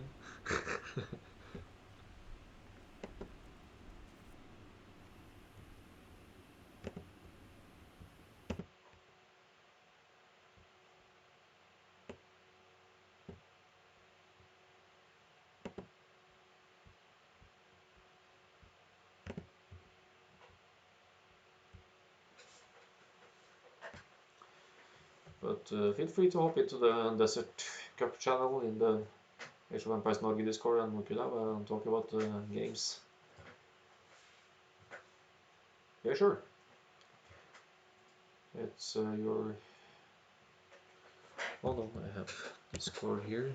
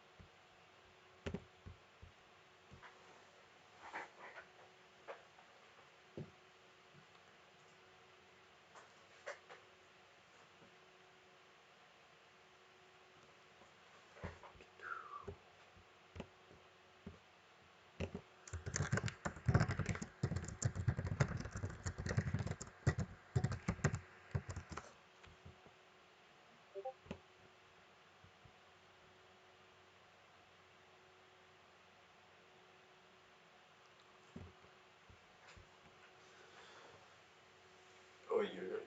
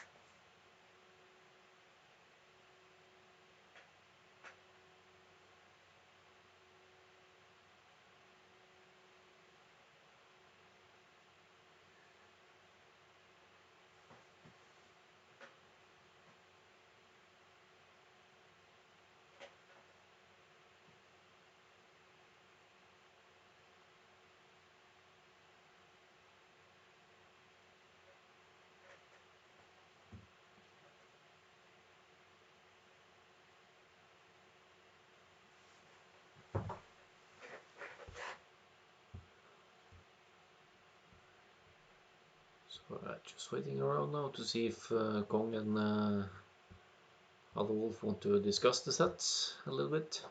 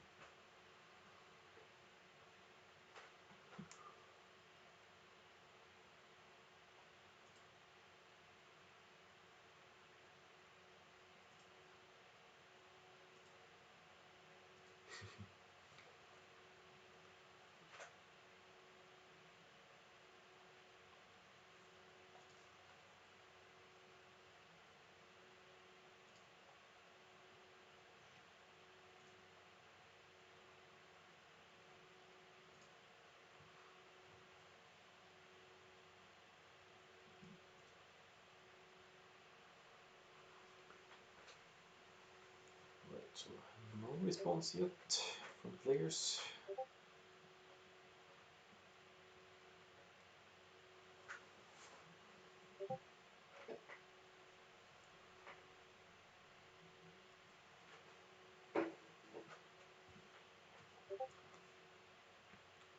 Good evening. Hello, hello. Yeah, I think so. Let's see if we have any viewers by any chance. Oh, Connor, are you watching? No, just to check if the chat can hear you. So I need to know because I'm on a different screen in the can't hear. Okay, hold on. Now we should be able to, right, Alconnor? Yeah, I know what you mean. Just talk a little bit. I think he can hear you now. Okay. So yeah, here's it. So in the end, you take a 4-2 victory. How do you feel? I feel amazing. Yeah. I never would have thought I'd be able to do this. Looking back a couple years ago, Yeah. It's back in the days when I was a mega pleb and Kong was the best player around. yeah, and I mean, he's really. I would say booming is maybe his number one strength, and he is certainly an awesome arena player. Yeah. But it's easy to notice that you to take the opportunity to try and punish his boom, and then Yes. suddenly it gets yeah, it's gonna plays into your Yeah. favor simply because he can't play his plan. That's just theorization. Yeah. There were some very scary moments there,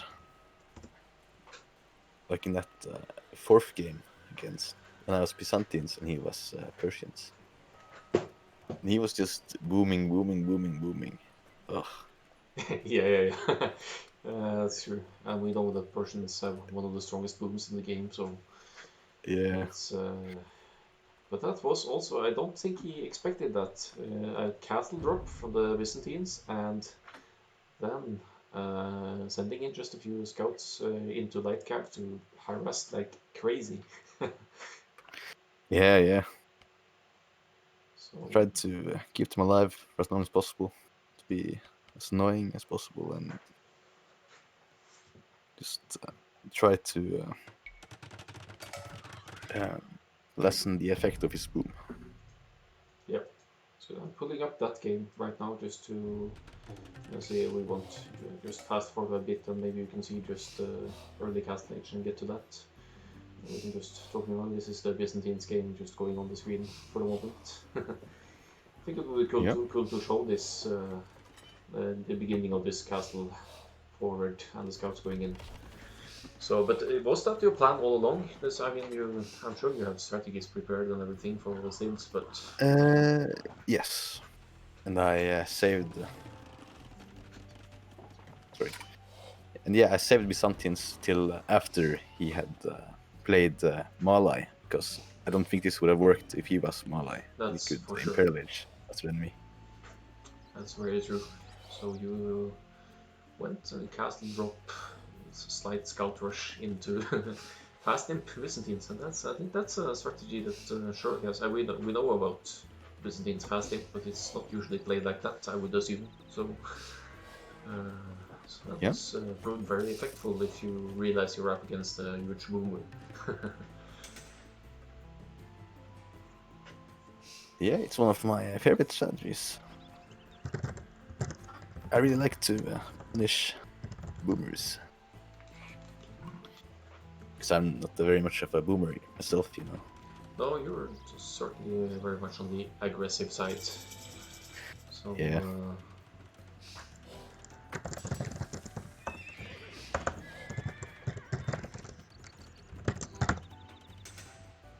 So yeah. Whew. So you're on my stream now. These games really, drain me for energy. Yeah, I can. I don't like Arena for that. It almost always turns into the late game exhausting battles, and if you have 4 in a row like now, it's really has to be exhausting. Okay, so now on stream I'm at the castle drop here. I just slow down a little bit, and so this one of the games? No, Kong didn't lose his scout, but his scout was really out of position. He was in the back of his own base for some reason. So that's really to your advantage that he also didn't actually scout the castle drop here. Yeah, I thought it was weird because I was looking for his scout, but I couldn't find it. So that bought you time to quick wall and get the castle up, but then of course he doesn't see any flag or anything. You know, what is this? Is he gonna drop cataphracts or something? So yeah, breaking through the wall and sending in. Yeah, there is actually a cataphract in the mix there, but anyway, it's mainly light cav job here. So just getting a few safe picks, but looking at the stats, it's causing a lot of idle time for Kong. So that's.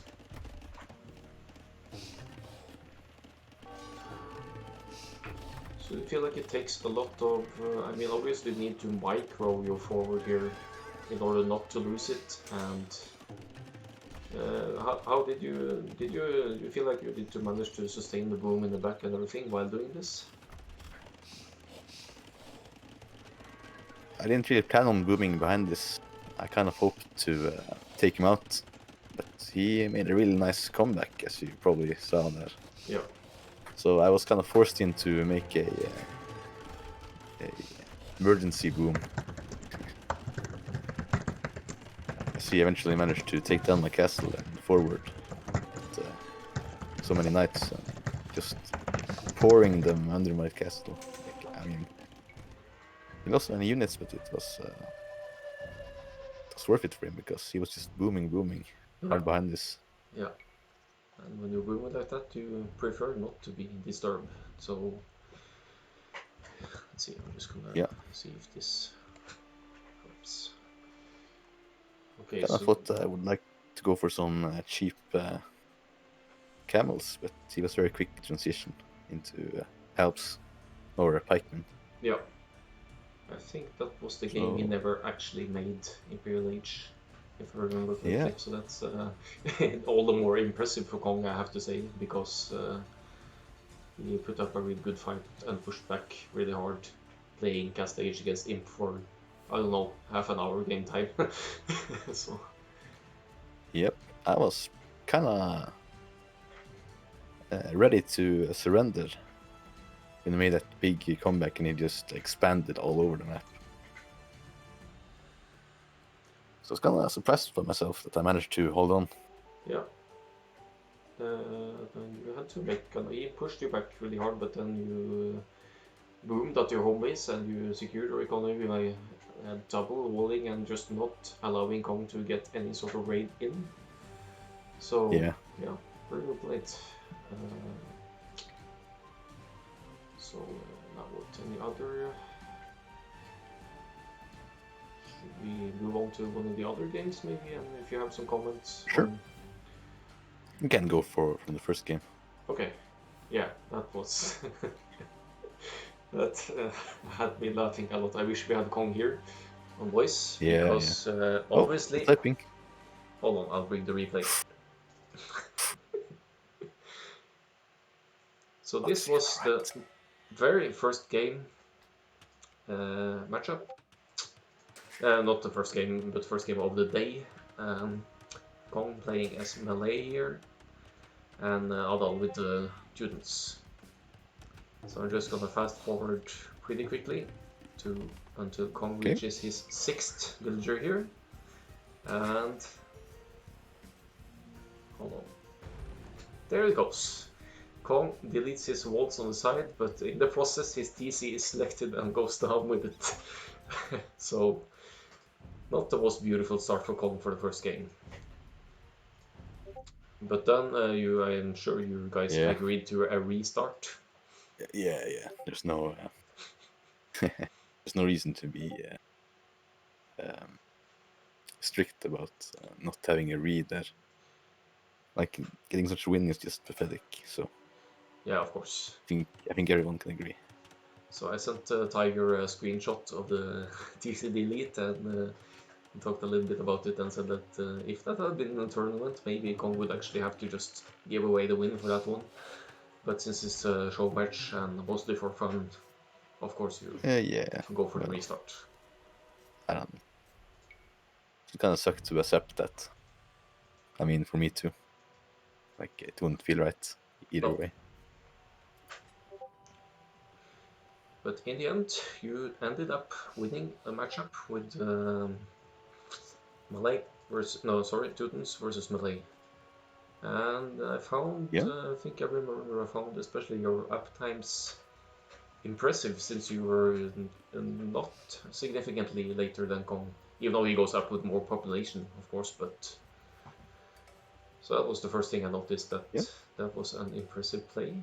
And yeah, what was your thought process for that? I'm gonna ask again if the slow push you ended up doing, if that was the intention all along, or do you adapt as you see Kong going for the archers, for example? Yeah, I adapted pretty heavily because I kind of thought maybe he would go some elephants. So I was kind of prepared to develop monk decks and everything.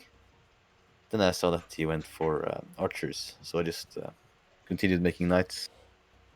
And as soon as I saw him making halberdiers, I started to make some man-at-arms and Teutonic knights. Yeah. So that's Teutons, I think, are a very underrated civ. I think on those maps like Arena, they're definitely up there because the fact that they are the fact that they are kind of a slow civ, that doesn't affect the Arena game. In fact, it gains the Arena game because you're protected for the first 15 minutes usually. Yeah, I think they're one of the best civs on Arena.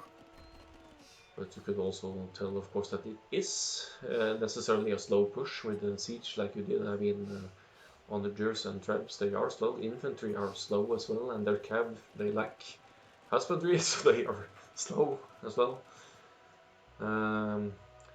But I did comment on the relics in the start that the spawns of the relics really favored Kong here. He had 3 relics close to his base, which he also managed to secure. So there wasn't really ever any realistic fight about them. Then it seemed Kong was the first to take that kind of map control. Yeah. But maybe that was not your priority that much either, going for the relics. I saw you playing the scouts, but... Yeah, I just want to get my push going. Yeah. And then I think it won't matter too much. So at the start of the game that you had 8 villagers on 1 lumber camp, and I thought for myself was that to allow more farms early on, or was just a coincidence? Where? In the beginning of the game, you had the first lumber camp. You had 8 villagers working on it, and I thought, okay, you know, if you delay the second lumber camp, you can afford 3 more farms instead. If that was, I don't know if that was. No, I think I'm just a pleb. Really. Like kind of adapting and learning right now. So I've pretty much always been using one army camp. But I'm now getting used to using two. I realize that it's more efficient. So sometimes now I just forget to make two. Yeah. Sometimes. I see. Well, it wasn't like it was really inefficient or anything, so I just thought it might be something behind it, but then that's confirmed that was not the case. Wait, sorry, what did you say? No, it's nothing significant. Okay. Yeah, anything more to say about this game that you think? Well, it was fun to get to use Tonic Knights. Yeah, They have been boosted, so nice. I was kind of I felt pretty lucky that he didn't go heavily into Arbalest and bomber cannons. Those are just such a hard combo to deal with. Yeah, he did, but yeah, that I have to mention. Your knights into turn into cavaliers later. You actually found a way into Kong's base. So Yeah. it was extremely unlucky for Kong that, because I think the house was there, but then there was a gap behind it. Yep. Or he plugged it I later. think, But so it looks like from the perspective I'm zooming in on right now, it looks like it's blocked, but then it's not. yeah. So was that just a lucky click, or do you remember that there was a hole there earlier and you were just crossing your fingers? It was No, not. I realized it. Yeah, that I remember that there was a hole there earlier, Mm-hmm. and then I saw that the house was a bit oddly placed. Like I could see not being well behind. So yeah, I clicked behind it then. Yeah, so that was it's potentially a move that lost Kong the game there, because these raids they killed like 20-30 villagers. Yeah, I'm pretty sure that's what got me to a leap the score. Well, I didn't get the leap, but I'm sure that's what got me the initiative. So we have had Kong join the chat here as well. So Hello. GG's Kong, nice games, very Congratulations, Adal. entertaining. Hi, Adal. Thank you so much.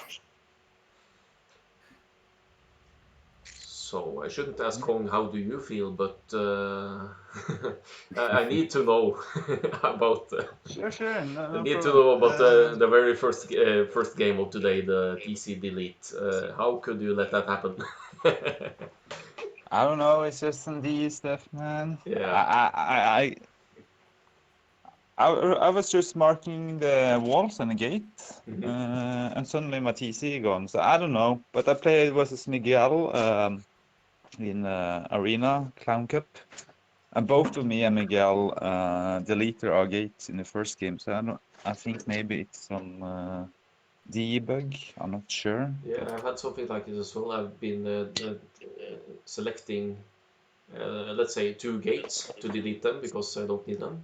But then it deleted Yeah. all of my 4 gates, even though it was not in my view. So Yeah, it's so there's weird. something there. But yeah, Yeah. you got the re and you got to get going. So Yeah, there I was. actually want to play after I delete my TC, but Adal had left the game. But Okay, yeah. oh my God. Yeah. So, Yeah, there was a bit of confusion there. I was But just I sitting think- in the room because we were in pause. And was Adal, you here? Clown cap style. Let's go. Come on. Adal didn't Yeah. answer. Too much of Yeah. a gentleman, you see.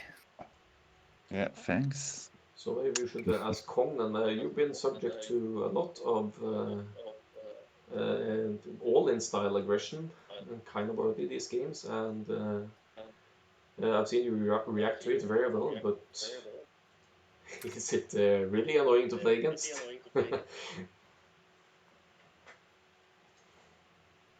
You asked me? Yes, I'm asking you, Kong, how it's like to play against that. You're subject to real huge aggression in many of the games here. kind of early on. So how does that feel? Is it just really, really annoying, or can you keep your calm and deal with it usually? At the start, I feel calm, but I had some issue with my hotkey and some. It didn't feel great to play tonight.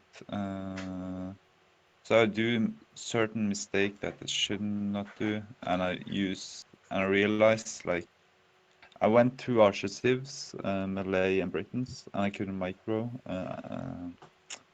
poor micro.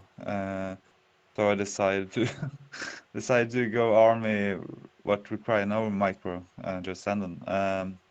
So it's really bad. I'm not happy with my game style at all, but Yeah, it happened to all of us. We have some on days and some off days, and yeah, that's the yeah, way it goes. I think the Incas game was decent, but all other than that, it was poor play. Yeah, that was an impressive one. How you came back from that. Yeah, but I think you let me boom Yeah, that's Yeah. also. if I remember But correctly as but I well. think I defended well with guard towers, but you had some minute to push there, and you didn't take the opportunity. Yeah, that certainly slowed me down. Yeah. But it's so weird. Either way, I play bad or good. My boom is always like decent or good. Uh, so, but my micro, like if I have bad days, my micro is shit. But my macro still like decent. Yeah, yeah, You know, really. Yeah, So, because with my playstyle, I don't need micro. I just put the defensive stance, and it's all good. yeah. For example, the last game, I lost faith in my belief to micro the Conquistadors. So I went champs. It was really stupid. And I didn't I didn't realize you could afford Scorpions, but I had really bad micro, so I don't know.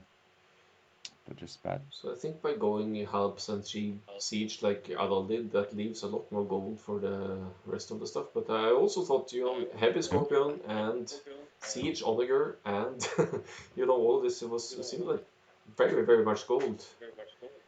Uh, but then again, your base Adal was untouched, so that comes into play. I guess you were Yes. planning towards. I assume you were kind of planning towards that final push all along, since it's Celts, that's their strength. So Yeah, I was very lucky to catch his castle and his villagers building it. So that gave me a huge edge there and the Yeah, opportunity that to go was so forward. annoying. yeah, Yeah, I should be able to because pull up that in the replay here as well. So if he had got that castle up like straight away, I don't think I would have forwarded at all. I would just stay home and try to boom and defend. yeah, I was kind of hoping that he would pick humans because then I could really punish him. But Spanish, it's not so easy because yeah. you can That was my easily snipe theory. my Angelels and everything. That was my theory seeing the Sims as well. That if you had Celts versus humans, then although the Castle Age cap ramps and everything is strong with humans, Celts Magnons fire faster and stuff, so it would be an easier counter if Kong went for that. But we had Yeah. Spanish, so we didn't see that. We didn't get to see humans at all, unfortunately. Yeah.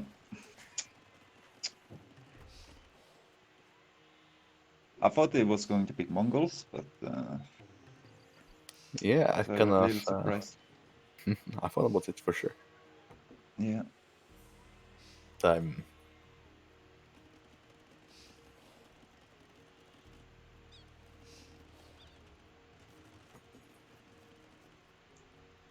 Just fast forwarding a bit here, trying to get to that castle drop that we talked about. Nice to just have it as a recap, but only option in Age of Empires 2 is to fast forward until the exact point, so.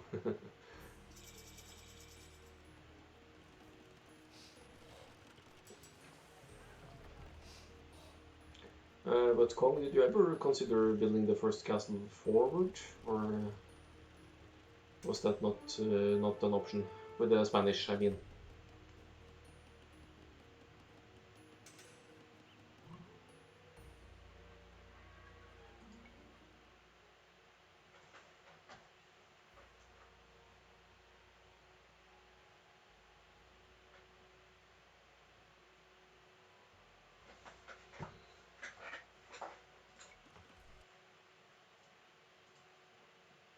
Oh.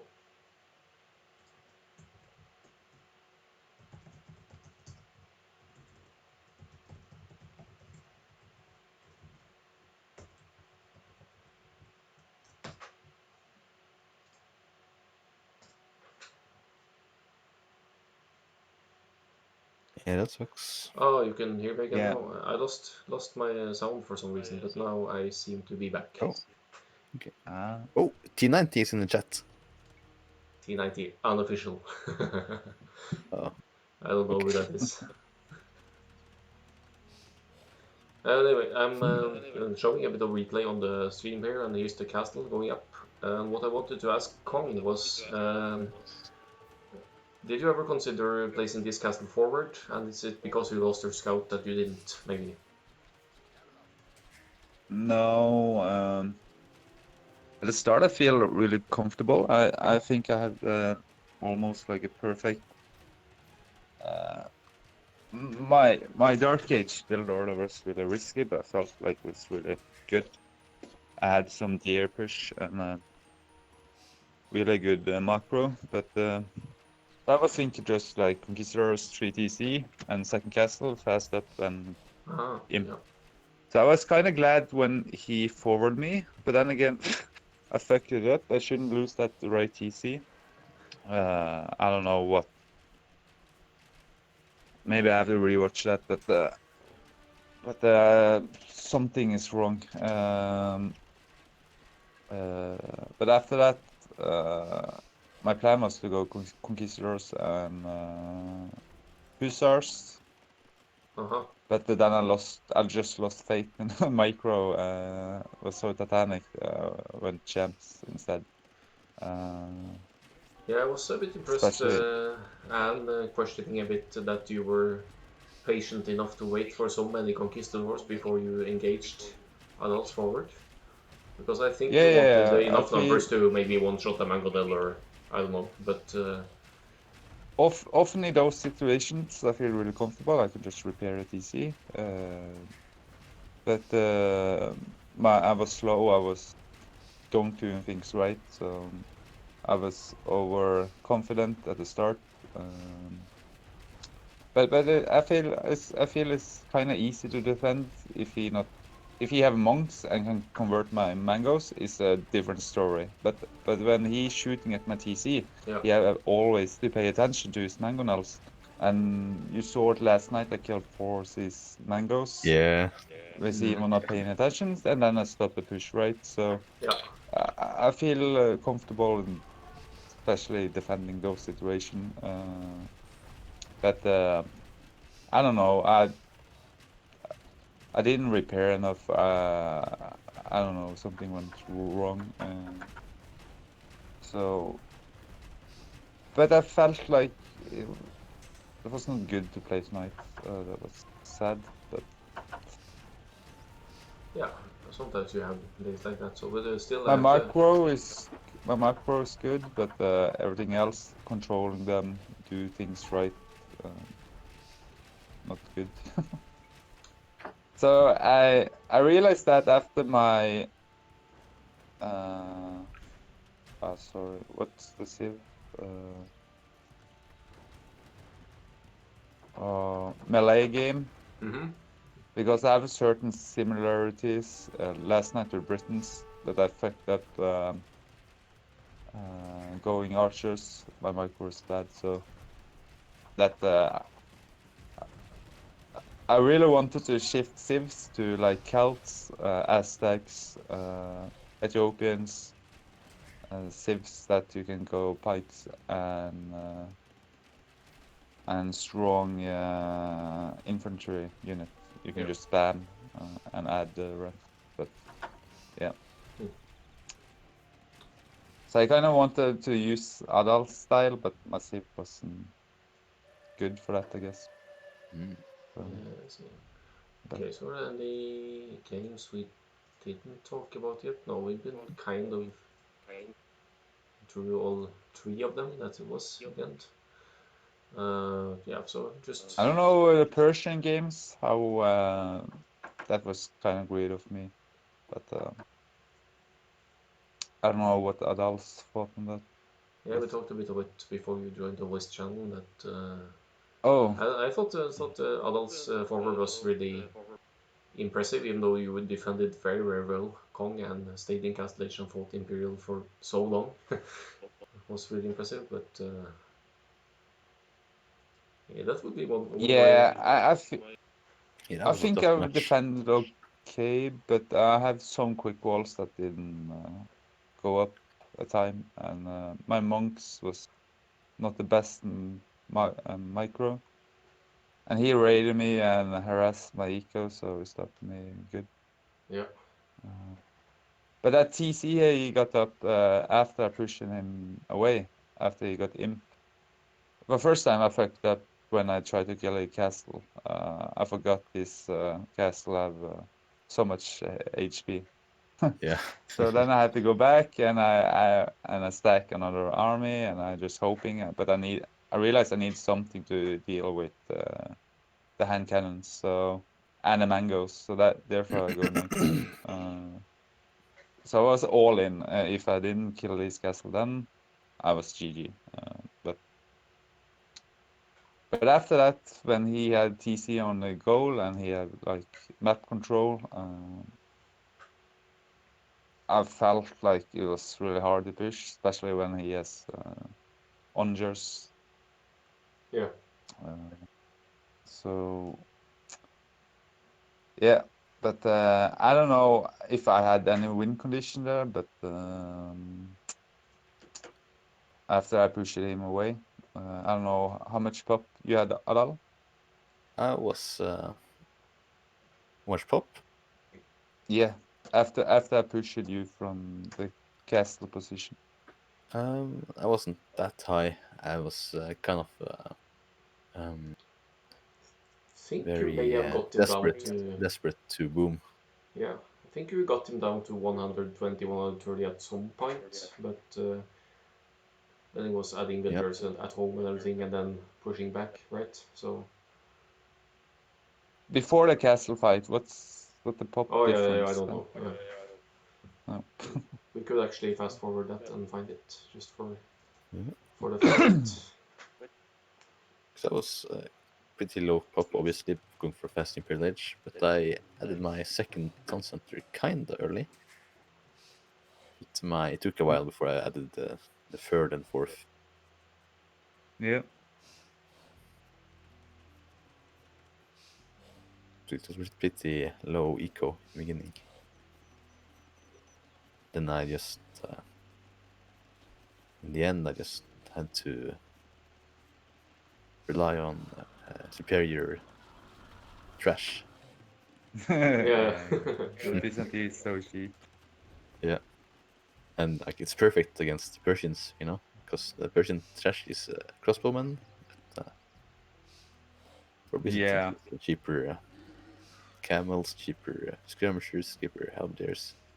It's kind of perfect for me. yeah, indeed, indeed.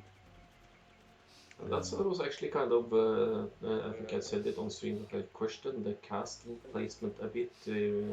That also comes down to scouting, but if it had been more to the north, if you're watching my stream now, To the 9 gold. Yeah. it's the yeah the gold or potentially the stone in the south side, which is less ideal, obviously. But uh, did you ever considering just blocking the outside stone uh, when you were positioning the castle, or did you want it to be kind of in the center for the push? I was considering it, yeah, but I didn't want to do it because of the gates. Because the gates have 6 line of sight, while the walls have 2 line of sight. Ah, yeah, that's good to know. So I wanted to make sure that it wasn't within his field of view. Adal is going up at 28 pop, it looks like, to Castlage. Yeah. Yeah.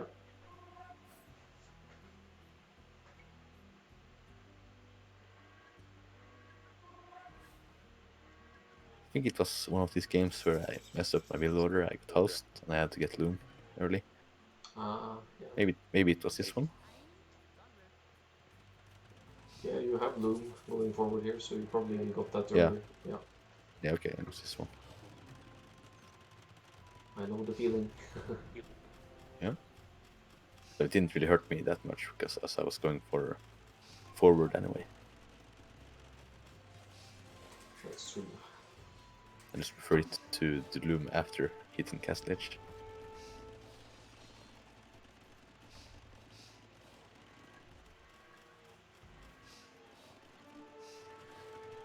Right, so I'm I actually was getting. pretty. I was kind of lucky that he built that town center right next to my castle. Yeah. Imagine if that had been on the other side of the goal. That's true. Yeah. Easy push. But I kind of needed that goal. I felt was my main goal. Yeah. But is the Yes. castle in range of that TC? Not yet. I had to get Bodkin arrows first, I think. Oh yeah. If I was Or I at was least gambling, Bodkin. it was not on a range, so I could take that gold. Yeah.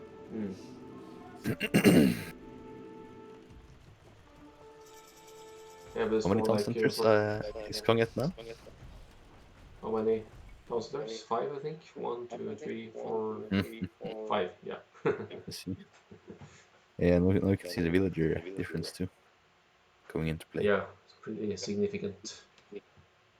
And I have 9 kills, so it should Yeah, have been higher if it wasn't for that. could have been 90. Yes, yeah. So 40 more than you. It was always at least 5 alcohols. Yeah, we know that. Yeah.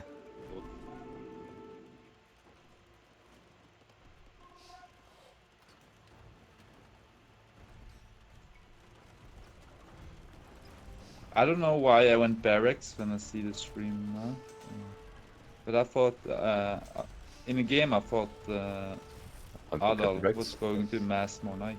Yeah. Yeah. But just like he played that really well, mind game. Yeah, thanks. But also, I think it would have actually, if you had succeeded in getting that castle down much earlier, it would be such a different game. So Yeah, of very course, nice, because very I nice. have a higher pot and he hasn't boomed quite yet. Any other 7, it would have gone down. Yeah, yeah, true. It's Yeah, it's strong in castles. Yeah, that was I was realizing what is happening, why it's not going down, right? Yeah. But if I had like 4 knights now, I could kill everything. Like, kill the mangoes. Yeah. Kill Trevor and Yeah. So that is really bad of me. It's always tough to make calls in the heat of the moment. So Yeah. You kind of take blind calls, so it's like if he had like 20 cavs, I'd rather have like 30 pikes than 10 knight. Yeah. So, but my eco was so messy. I had like a small palisade gates. And, yeah, I couldn't expand much more, you can say. no, you So were pushed up in the corner. Yeah.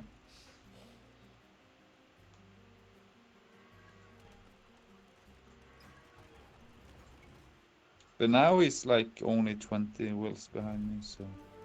Yeah, it's another TC, but that's also the one in the middle doing work here. Yeah.